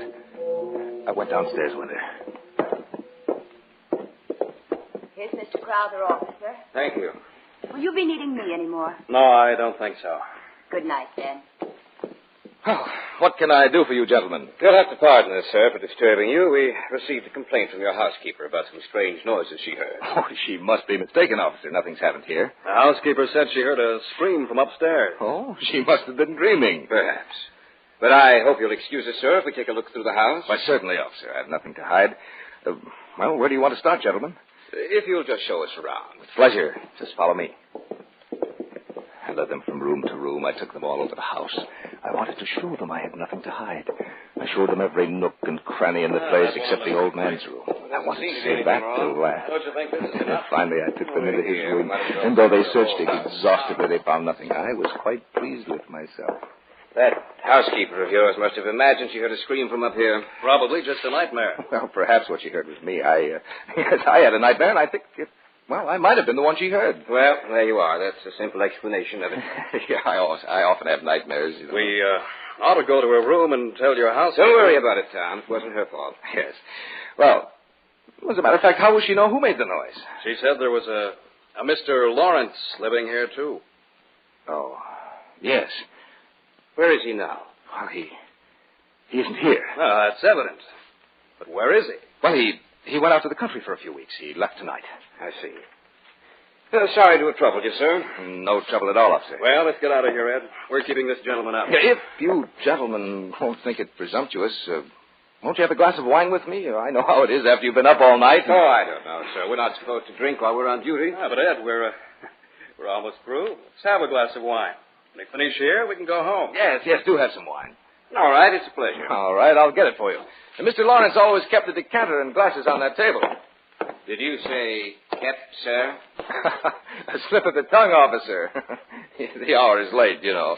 Don't mind Ed, Mr. Crowther. He's suspicious of everybody. Yes, of course. Well, that's your job. Well, here we are. I hope you like sherry. Mm-hmm. Always have it at home. Good. Glad to hear that. Well, here's yours, sir. Thank you. And yours. Thanks. There. Well, shall we drink to something, gentlemen? Well, let's drink to you, sir, as a sort of apology for interrupting your sleep. Yes. That's very good, you know. You did interrupt me. I wanted to show off. I had seated them in the old man's room. And after all, in a way, this was a celebration, a token of my ingenuity. I'd seated myself on top of the very spot under which I'd hidden the body. We had one glass of wine, then another, and another. We were talking quite freely when I heard it. Won't you gentlemen have enough? What's that? What's what, sir? That noise. That beating. I don't hear anything. Anything wrong, Mr. Crowther? No, nothing. Nothing's wrong. Have some more wine.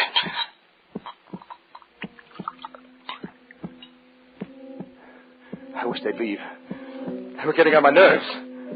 I had a terrible headache. I seemed to hear a beating in my ears. They began to look at me queerly. And yet that sound increased. There was nothing I could do about it. It was a low, dull, quick sound. Like the beating of a drum. Where had I heard that sound before? I watched me closely. I paced the floor. I didn't know where the sound was coming from. Beat, beat, beat. Throb, beat, throb, throb. Where had I heard that sound before? I knew they suspected. Who wouldn't with that incessant beating that filled the room that seemed to make the very walls shake with its monotonous beat, that rhythm? Where had I heard it before? Where had I? I knew where I'd heard it before. Beat, throb. Beat, throb, beat, beat, beat, yes! I knew where I'd heard it before! It was the beating of the old man's heart! What's the matter, Mr. Crowther? Can't you hear it? Hear what, sir? Perhaps I can push it out! What's the matter with you? What are you trying to do? Stop it from beating! Stop what, sir? Get out of here. Both of you! Get out of here! Get out of here! Can't you hear it? Can't you? I can stifle his heart, that throbbing heart. Can't you hear the throbbing? Can't you hear it? The only thing we hear is you, Mr. Crowther. I can't stand it. I can't. The continuous pounding will never stop till I tell you the truth. The truth about what? About the old man, about Florence. I did it. What did you do? I killed him. Under the floor. His body is under the floor, and he stopped that beating. Stop the beating of his telltale heart.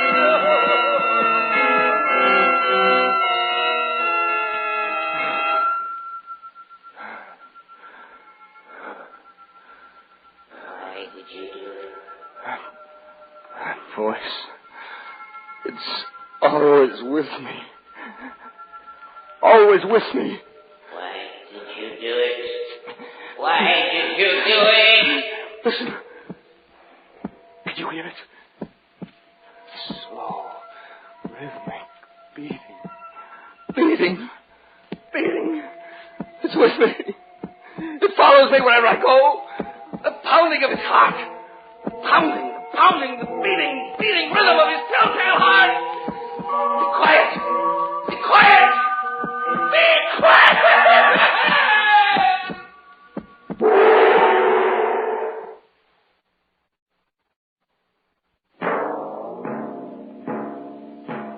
So runs tonight's tale of the unusual, the terrifying, the unknown. Join us again when next we journey down the corridors of the Hall of Fantasy to hear another strange tale of the supernatural. All characters and events portrayed in these programs are fictional, and any similarity to actual events or persons, living or dead, is purely coincidental.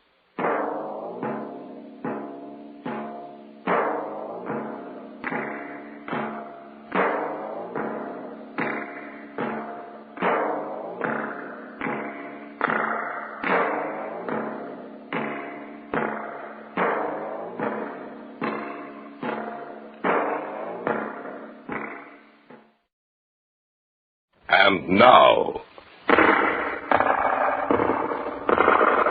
Hall of Fantasy. Welcome to the Hall of Fantasy.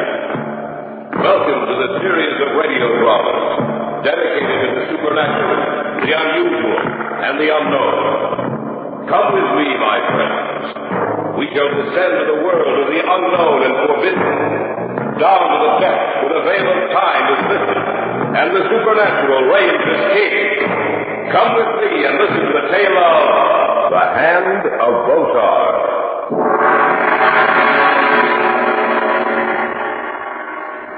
Uncle Simeon, are you all right? He's dead. What? He's dead. I went out to make a telephone call. There's no extension in here, you know. I was dialing the number when I thought I heard Simeon say something, and then I heard him scream. I ran back in here and found him like this. Look. Where? At his throat. There are 5 red marks on his throat, like finger marks. Just as if he'd been choked to death by a person using only one hand. The Hall of Fantasy will present The Hand of Botar in just a moment. And now for our story entitled The Hand of Botar. Even after he was dead, the spirit of Simeon Botar remained with those who had known him. His personality was so strong that when he entered a room, all eyes were immediately drawn to him. But there was something strange about Simeon, something different that set him apart from other men. It couldn't be defined, but it was there just the same. And when he said, "Even when I die, the world will not forgive me. I'll make sure of that, even if I have to return from death." I first met Simeon Botar several months ago. Eric Matreau had insisted that I meet him, and so one evening we drove out to his small estate several miles from town. You like Simeon, Charles. He's a very interesting person. Well, I certainly hope so. The way you talk about him, he seems to be an idol of yours. Well, hardly that. It's just that I find him stimulating. And when I told him that you played a wonderful game of chess, he insisted that I bring you out. He's a chess player, eh? Oh, yes, a very fine one. When you play with him tonight, you'll be treated to a very unusual experience. How do you mean? You'll see for yourself. You know, Charles, there's something odd about Simeon. I can't place it myself. Maybe you'll be able to help me. Something odd about him? Yes, and even though he's so interesting a person, there's something about him that frightens me. Almost as if there was an air of death about him. Especially about that hand of his.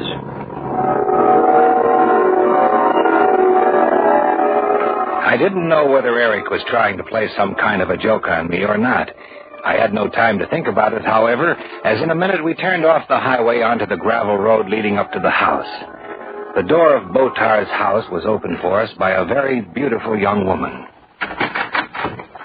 Oh, it's so good to see you, Eric. Thank you, Marcia. My good friend Charles Brakely. Marcia Jameson, Simeon's niece. A pleasure. Won't you come in?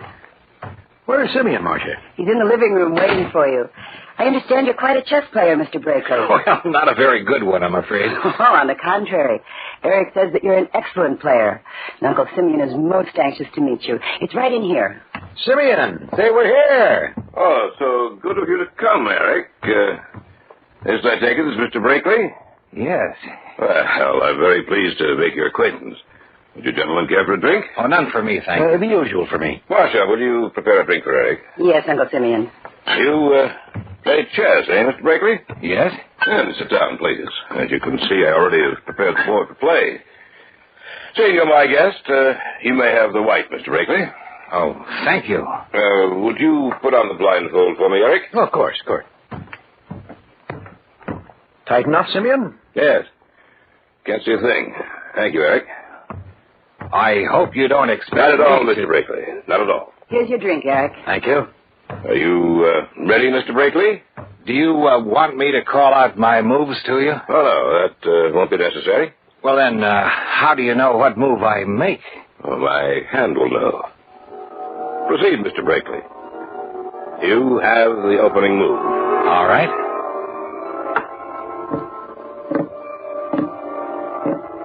King's pawn to King 4, Mr. Brakely. Good safe opening. I'll counter with the same move.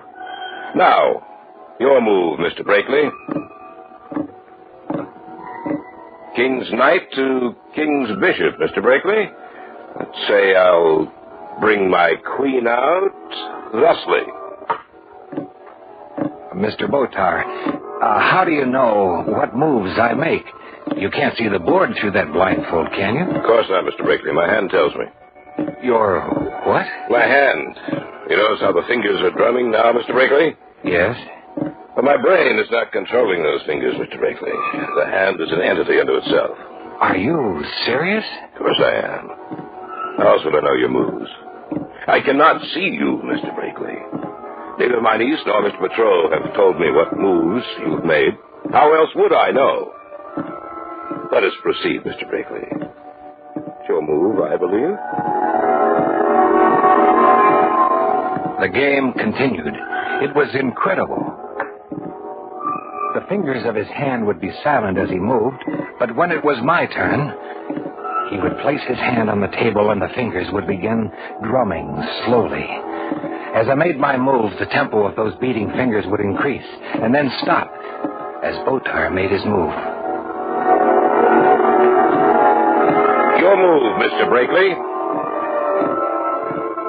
Check, Mr. Brakely. Check. Check. Check and mate. You play a very good game, Mr. Brakely. I'll take this blindfold off now. Oh, now, tell me the truth, Mr. Botar. How did you know my moves? Well, I've told you the truth. Well, you don't mean to say That's exactly what I mean to say. My right hand has developed to such an extent that I believe it has, well, almost an intelligence of its own. That's impossible. Not necessarily. If we lose the use of one hand, we learn to do things with the other that require two hands before. A blind man learns to make his other senses perform some of the duties of his eyes. It's not impossible. The hand does seem to have an intelligence of its own. It has a strange grayish cast to it, Simeon, as if it were dead. Get me a pin, Marcia. Yes, Simeon. What are you going to do? Strange thing, Eric. There's no feeling left in that hand. I'll show you what I mean. What are you going to do? Prove to you that I feel no pain if the hand itself is injured. Here's the pin, Simeon. Thank you. Now, watch me. There. It's in my hand, and yet I feel nothing. Either you're telling the truth or you've learned to control your reaction to pain. It's the truth, believe me. I'll take it out now. There. You see? I have no feeling whatsoever of pain.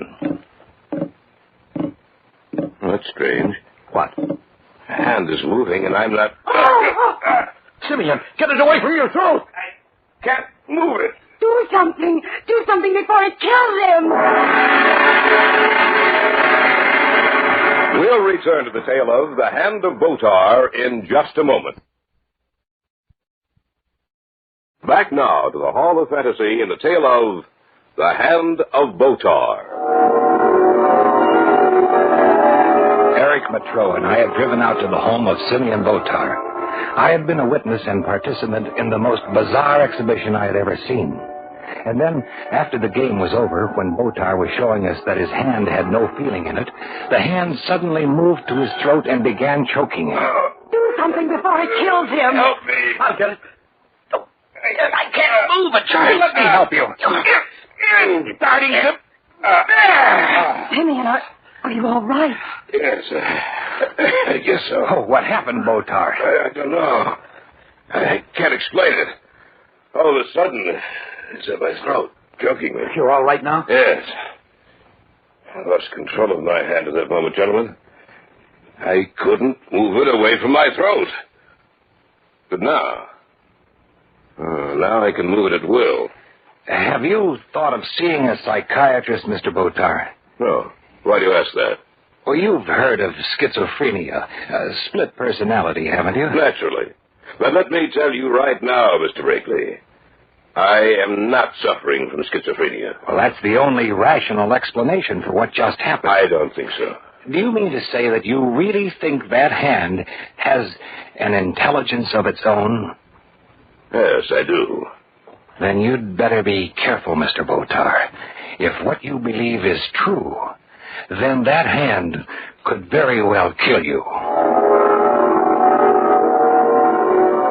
We left shortly after that. As we drove into the city, my mind wouldn't forget the image of what had occurred that night.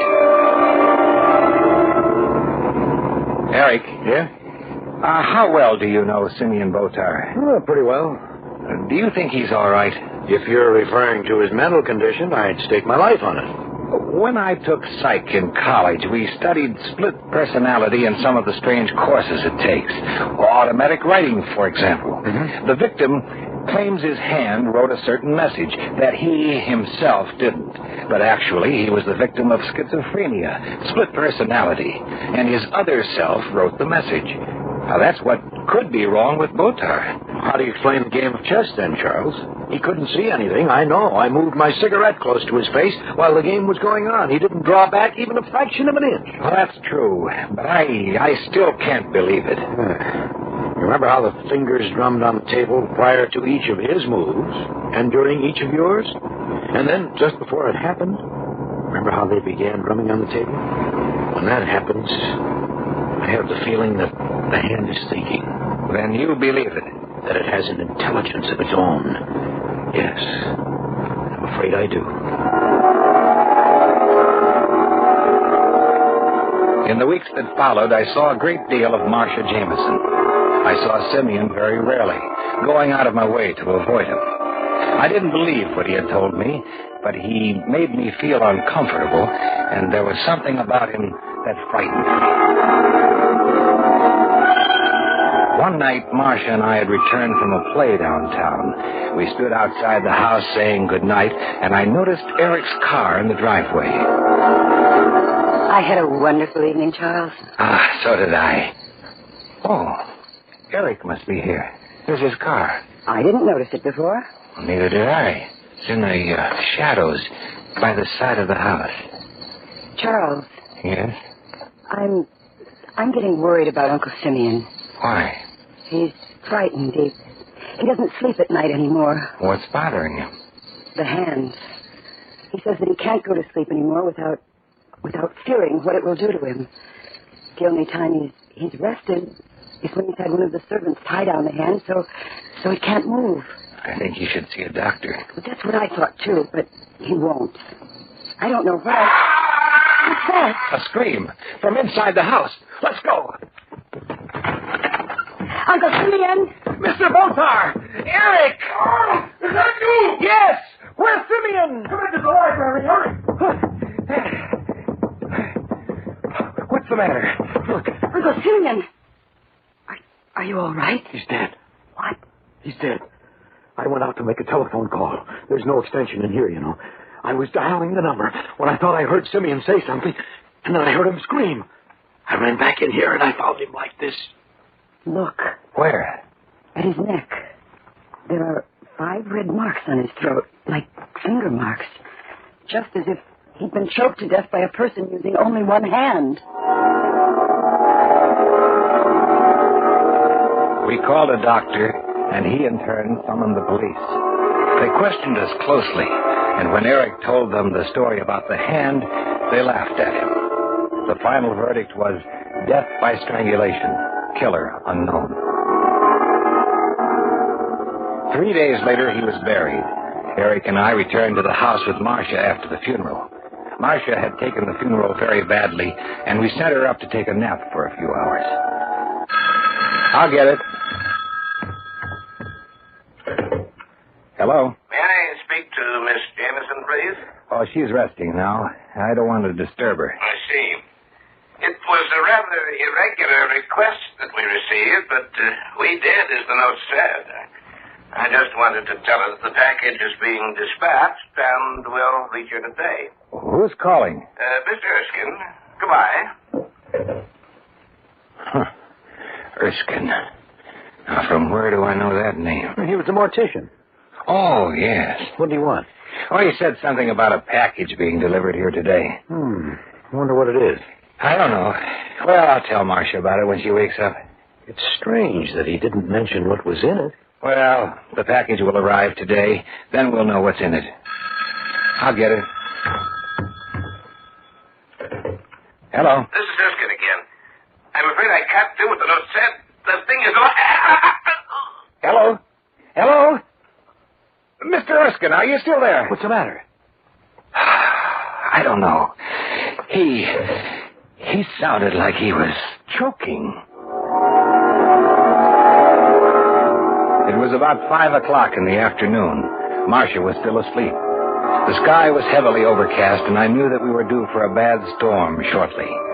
Eric and I heard the front door chimes ring, and a few seconds later the maid ushered in a man we had seen before, the lieutenant of detectives who had been at the house after Simeon Botar had died. What can we do for you, Lieutenant? I don't like to trouble you, Mr. Brakely, especially today, but I'm afraid I have to. What's the matter, Lieutenant? Do you know Mr. Erskine? Yes, he handled things for Marcia. That's right. Well, he's dead. Dead? Yeah. Well, he called here on the phone. He started to choke. He choked all right. He was strangled. What? That's right. And he has the same marks on his neck that Mr. Botar had that night. 5 little red marks, like the finger marks of a hand. You are listening to the tale of the Hand of Botar on this week's journey down the corridors of the Hall of Fantasy. We'll return to our story in just a moment. And now back to our story, entitled The Hand of Botar. We had come back from the funeral with Marcia Jameson. She was upstairs getting some rest. A few minutes before, Lieutenant Hillman of the police had come out to the house. I learned then the reason Erskine had seemed to be choking when I talked to him on the telephone. That's right. 5 little red marks, like the finger marks on a hand. It's starting to rain. Yeah, we're in for a bad storm. Erskine didn't have any enemies. He was preparing a package to send out here, and then he was killed. Who did it? Not who, Lieutenant, what? How's that? I believe it was Botar's hand that killed Erskine. What are you talking about? Botar's dead. But his hand isn't. But Simeon's been buried, Eric. I don't care. I think it was... That was Marcia. Come on. Marcia! Marcia, what's the matter? Is he up there alone? Yes. Marcia! I saw it. I saw it. Saw what, Marcia? I was half asleep. I felt that something was in the room with me. I looked up. The window was slightly ajar, and then on the floor, I saw it creeping along. What was it you saw? Uncle Simeon's hand. What? That's right. Let's take a look. Are you sure? Do you know what you're saying? Of course I do. You'll see for yourself. Well, there doesn't seem to be anything in here. Maybe it went back out the window. Lieutenant, take a look at this. What? Look, on the windowsill here. Little scratches as if they were made by fingernails. You don't expect me to believe... I didn't believe it either, Lieutenant, but now I do. Botar's hand has an intelligence of its own. I believe that both Botar and Erskine were killed by that hand. I think you're crazy. And I think I can prove it to you. How? Lieutenant, get an order to give us permission to exhume Botar's body. Then you can see for yourself.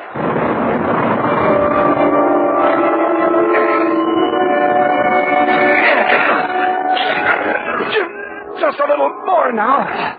This had better be more than a wild goose chase. I think that's enough. We're going to open it now, Marcia. All right. Let's get this outside casing top off. There you go. Together now. That's it. Now, let's get this casket open. There he is, Lieutenant. That's Simeon. Look, Lieutenant. His right hand is missing. Now will you believe us? That thing is alive. And it's back there at the house. It's evil and malevolent. We have to go back and destroy it.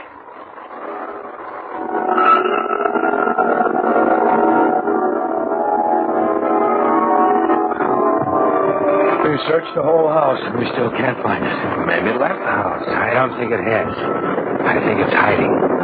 Where? I don't know. How did the hand ever get When out? Erskine called me on the phone, he said something about an unusual request written in Simeon Botar's hand, and that he was sending the package here. While he was preparing that package, the hand killed him. That thing is somewhere in or around this house. I have a feeling that... Oh! What was that? Sounded like a window breaking. Where? Upstairs. Let's take a look. We'll break up into 2 groups. Mr. McCrow and Mr. Baker will go together. I'll keep Miss Jameson with me, all right? All right. Let's go then. I have the only gun. If you see it, call for it. All right. Stay behind me, Miss Jameson. I'll be right with right behind you. You take the front part, and we'll take the rear. Fine. If you see it, don't forget to call. Let's go. Why don't we try Simeon's bedroom? Sounds like a good idea. Come on. Remember, that thing can hide almost anywhere. I know. We might as well... Look. The bottom left pane of the French door leading to the sun porch is broken. Then the hand is in here somewhere. We can't be sure. It might have found entrance this way, but... Listen. It's in here, all right. Lieutenant! It's in here! You're right there. Eric, stand over there by the broken pane there. Make sure it can't get out. Right. Oh. Where is it? How we know it's in here somewhere. Come in quickly. Let's get that door closed. Right. Now, be quiet. There it is again. Where is it coming from? Be quiet. It's moving. Can't see it. Neither can I. Look out, Charles, in back of you! It's climbing up the wall in back of you! Where? It's making for the light switch! The lights are out. Be quiet. It's dropped down to the floor again. I can't see a thing in the dark. It's going after someone in this room. Hear it moving. Be quiet. I can feel something on my back. I can... The hands are on her throat! Get the hand away from her! Right! Hurry! We're doing our best! A little bit more. A little bit more. Throw it on the floor! Shoot it. It'll get away. Hurry, Lieutenant, hurry. It's making for the French door! It's horrible. I would never have believed it. Nor would I. I'm still afraid of it, even though I know it's dead. I'll make sure that it's destroyed once and for all. Oh, I'll never forget the sight of it, creeping across the floor like some crawling monster.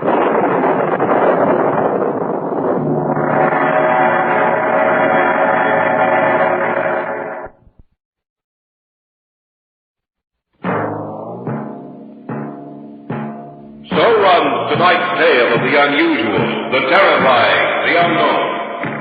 Join us again when next we journey down the corridors of the Hall of Fantasy to hear another strange tale of the supernatural. All characters and events portrayed in these programs are fictional, and any similarity to actual events or persons, living or dead, is purely coincidental.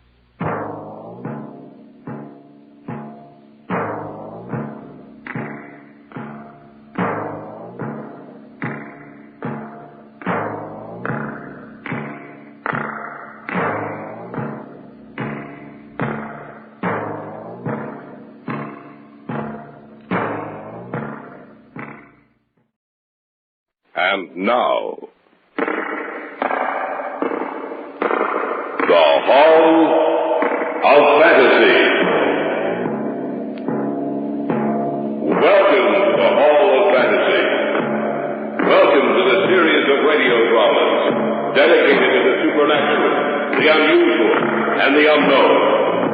Come with me, my friends. We shall descend to the world of the unknown and forbidden, down to the depths where the veil of time is lifted, and the supernatural reigns as king.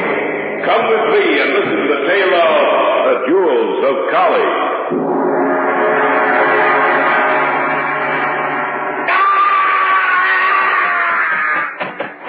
You that you, Kettridge? Yes. I heard a scream. Yes, so did I. It sounded like Sheldon. We'd better take a look. Sheldon, are you all right? Sheldon? Here. Let me light a match. Sheldon, are you... Kettridge. What's the matter with them? Both of them. They're dead.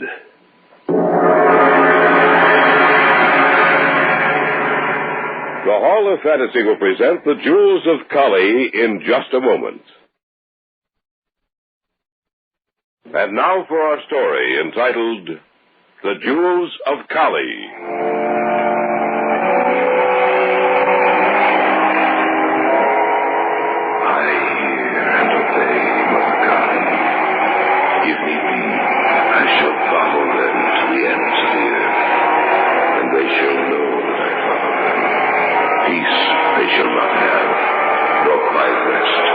And their days shall be lived in fear of the death that creeps behind them. One by one shall they die, and I shall return to you bearing with me the jewels of Kali.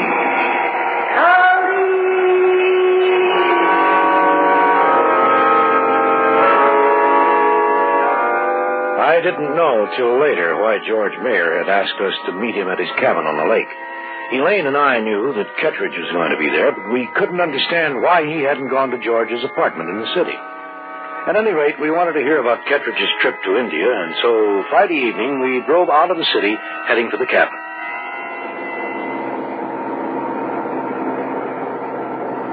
Looks like it's going to rain. Yeah, maybe the storm won't break till we get to the cabin, though. I hope not. It makes it treacherous driving on wet roads. I don't think we'll have any trouble. Do you know Kettridge, Lloyd? I met him once, it was all. I doubt if he'll remember me. It was a long time ago. 3 or 4 years before we were married. There have been several stories in the paper lately about the Kettridge expedition. The reporters have been comparing it to the men who found the tomb of Tutankhamun. I know. 2 of his party died before they left India, and another one over here. That only leaves Kettridge and Porter. They're saying that some kind of curse follows the members of the expedition. Well, that's superstitious nonsense, Elaine. The 3 who died were older men. Because they died within a few weeks of each other, the papers are having a field day. It builds up circulation. I don't know, Lloyd. I think there's more to it than that. How do you mean? I don't know. It's a feeling I have. A lot of the stories jumped from one thing to another, as if they were deliberately leaving something out. Something too terrible to put down. Well, here's that storm. The rain's going to slow us down. Be careful. I'd just as soon get there in one piece. Don't worry, you will. Are you really serious about those stories you read? Yes, Lloyd, I am. I'm just as serious as I can be. I'm sure that there's a lot more behind those stories. Something that might make us think twice before going up to this cabin.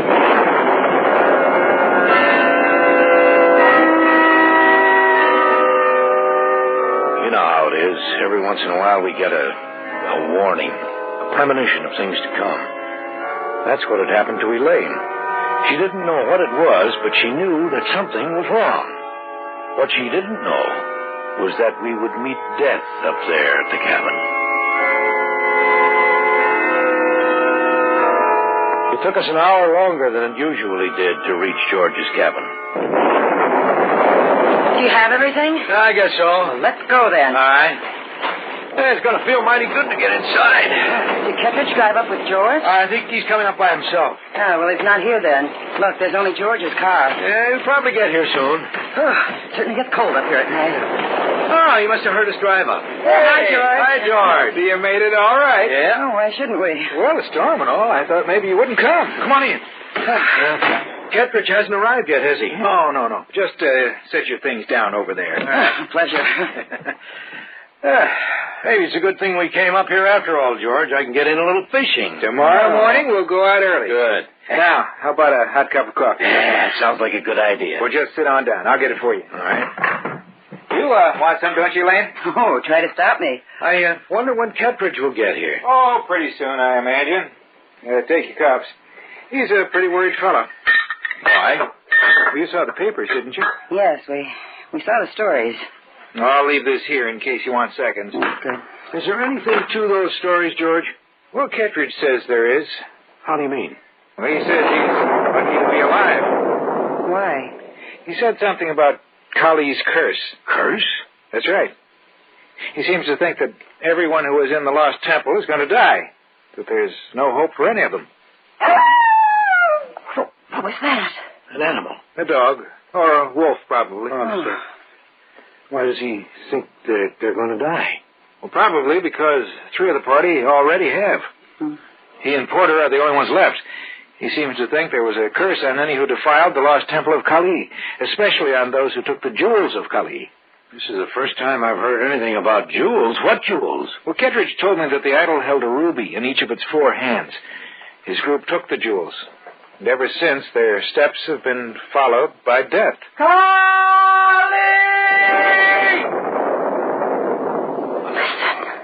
Don't get so nervous, Elaine. It's probably just a dog out in the rain. That wasn't a dog. Then what was it? I don't know. Hey, a car just pulled up outside. Well, that must be Kittredge. Henry? Is that you? Yes, I'll be right in. Lloyd. Yes, dear. That wasn't an animal I heard. You're letting your imagination get the best of you, Elaine. Calm down, calm down. Well, it's so good to see you, Henry. Well, thank you, George. Henry. Henry, these are the Erskines.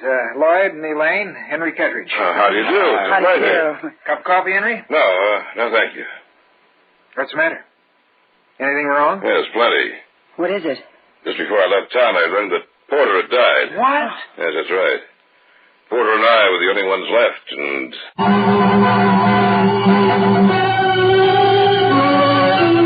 party left alive, that my turn is next. What about the jewels? I have them, all of them, with me. Porter gave me the 2 he had. He said he didn't want them anymore. He was afraid, and he thought that by giving them away to me, that he would escape death. But he was wrong. It didn't do him any good. That means that I am the last one, that soon, perhaps within the next few hours, I'll be dead too.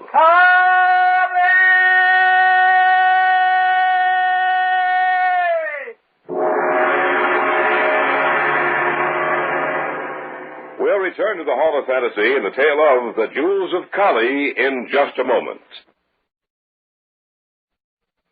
Back now to the Hall of Fantasy and the tale of the Jewels of Kali.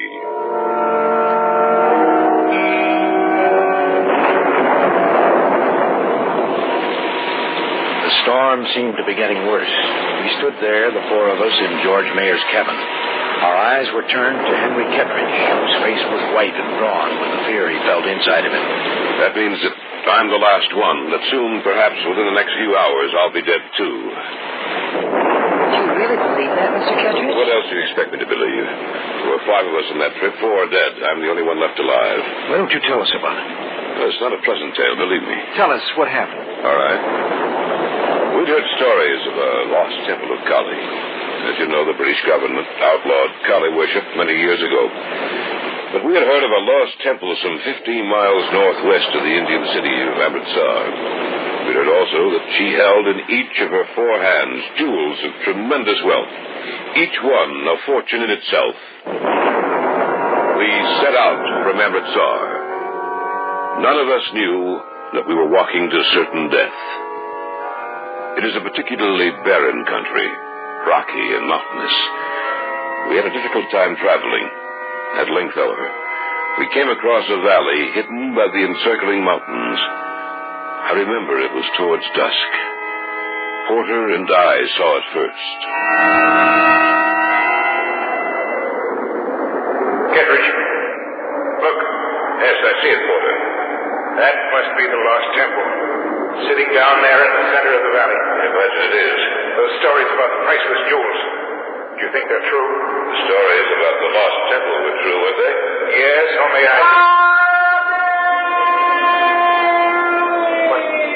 What was that? I don't know.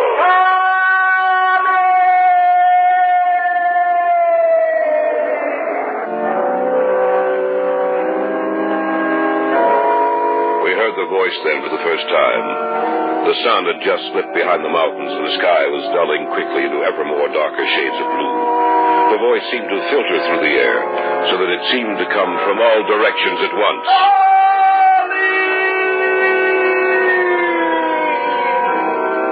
We We decided then to push on that night, to travel until we reached the Lost Temple.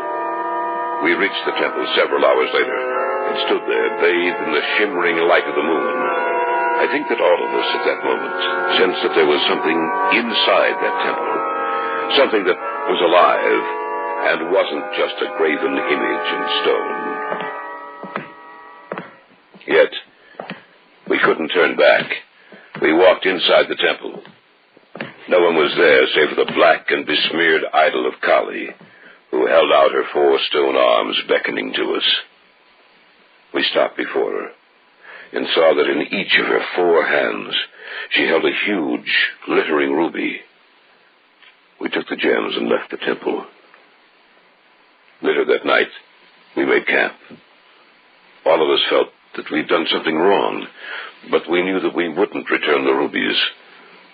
Sometime after we'd retired for the night, I heard the voice. But I put it down to my imagination.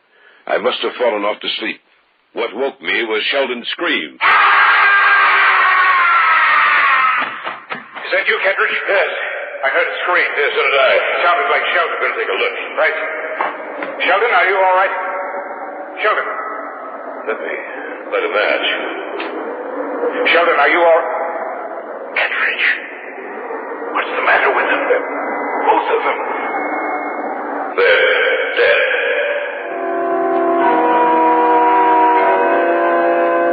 Both Sheldon and Friedman were dead. Around their throat, we saw the ugly imprint of the stranglers, the fancy gars rope. Kali, the wife of Siva, had struck back at us. Sheldon and Friedman were the first to die.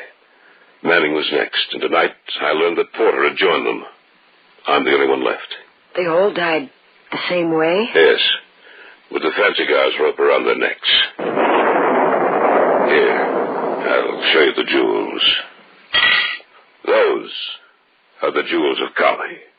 Oh, I've never seen anything so beautiful. They're so large. I'd like to examine them more closely. Don't touch them, George. To touch them means death. Who's that?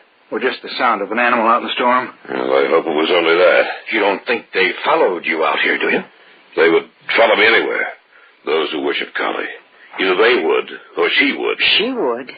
Why, you talk as if you think that stone idol of Kali were alive. Yes, I do. It sounds insane, I know.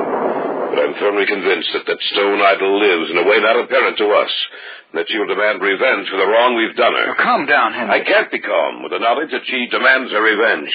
I can't be calm when I know that she will only be satisfied when I am dead, just like all the others. Listen. I heard that cry earlier tonight. And they followed me here. What? That's right. They followed me here. For the sound you just heard was the cry of the priest of Kali. She's out there somewhere.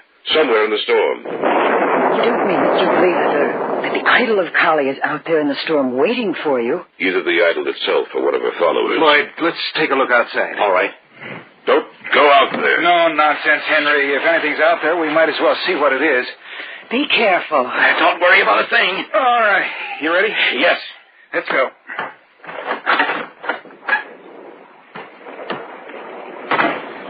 Do you think he's telling the truth? Well, there'd be no reason for him to lie to us. I still can't believe it. Well, we'll see if there's anybody around the cabin itself. If he's telling the truth, George? What? Look, over there, by the window. Oh, I don't see anything. I thought I saw someone over there. Let's take a look. All right. Now, you must have been mistaken. I don't see how. There's not even any footprints outside the window. Wait a minute. What's the matter? This. What'd you find? It's a piece of rope. Or rather, a noose with a knot in it. Maybe Kettridge is right. Maybe someone is following him. What do you mean? Kettridge has described this noose to me before. This is the type of rope and knot the fancy guys used, Lloyd. This is the sacrificial rope of the priest of Kali. You are listening to the tale of The Jewels of Kali on this week's journey down the corridors of the Hall of Fantasy. We'll return to our story in just a moment. And now, back to our story entitled The Jewels of Kali.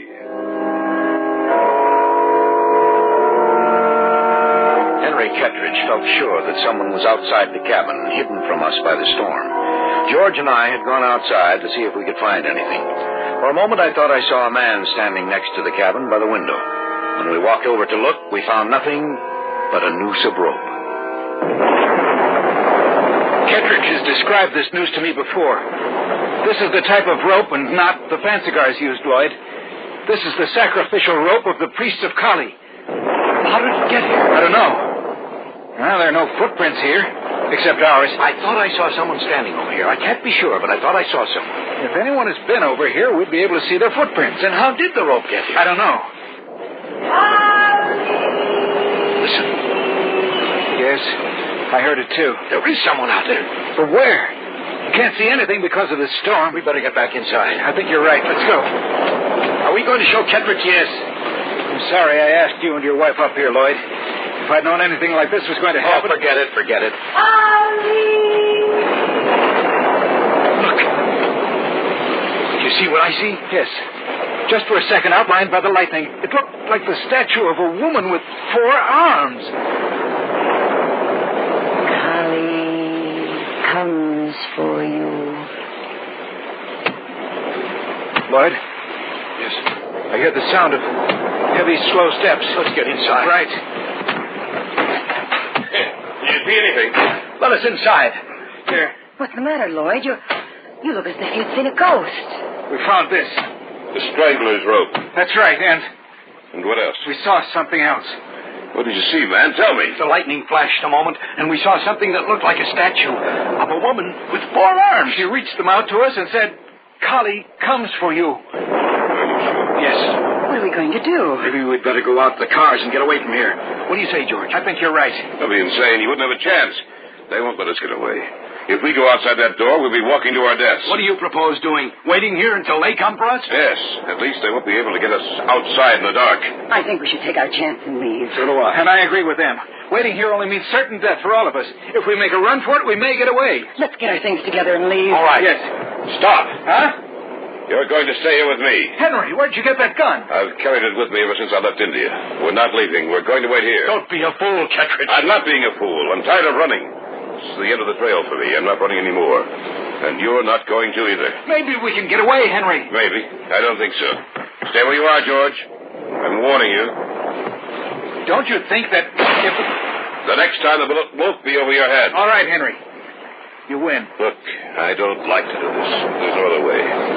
Ever since we returned to the States and split up, I've had to face this thing alone. It's only a question of time when they'll catch up with me. I can't run anymore. I can't face death alone. Maybe they won't hurt you. There's no reason why they should. After all, you didn't steal the jewels of Kali. We did. And I'm the only one of that group's left alive. They all died alone. I don't want to. I need people near me, so that when it comes, I can face my death with courage and not die like a screaming coward.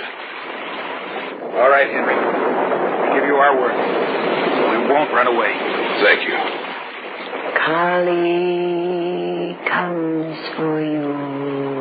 It won't be long now. We have only to wait. Take a look out the window, Lloyd. See if you can see anything. Right. Do you see anything? So dark out there with the storm and all, I can't see. Wait a minute. The lightning. The thing is less than 100 feet from the cabin. What? The idol, the idol. I hear it out there. It's getting close to the cabin. You three, get over to the other side of the room. I'll stay here. But we can't. There's no time to argue. Get over there quickly. What are you going to do, Henry? I'll wait for it here. Maybe the gun will stop it. Oh, it's on the porch outside. Be quiet. It's just outside the door. Be quiet. Don't move. No matter what happens. It stopped. In just the moment it's going to hit. Kali comes for you. Look out, Henry. Stay away from me. Stay away.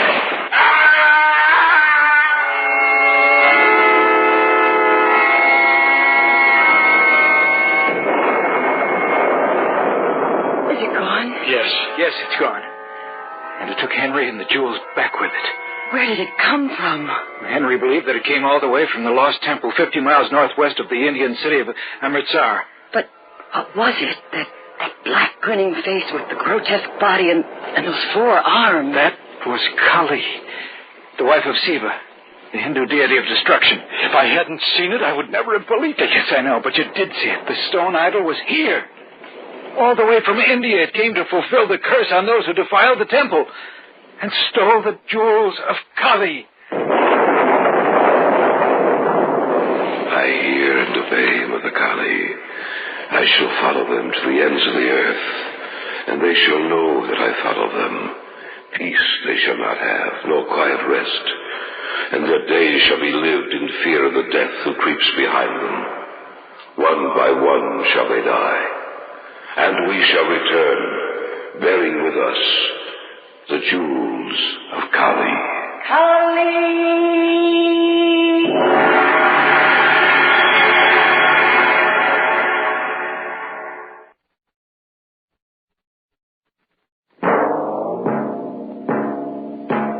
So runs tonight's tale of the unusual, the terrifying, the unknown. Join us again when next we journey down the corridors of the Hall of Fantasy to hear another strange tale of the supernatural. All characters and events portrayed in these programs are fictional, and any similarity to actual events or persons, living or dead, is purely coincidental.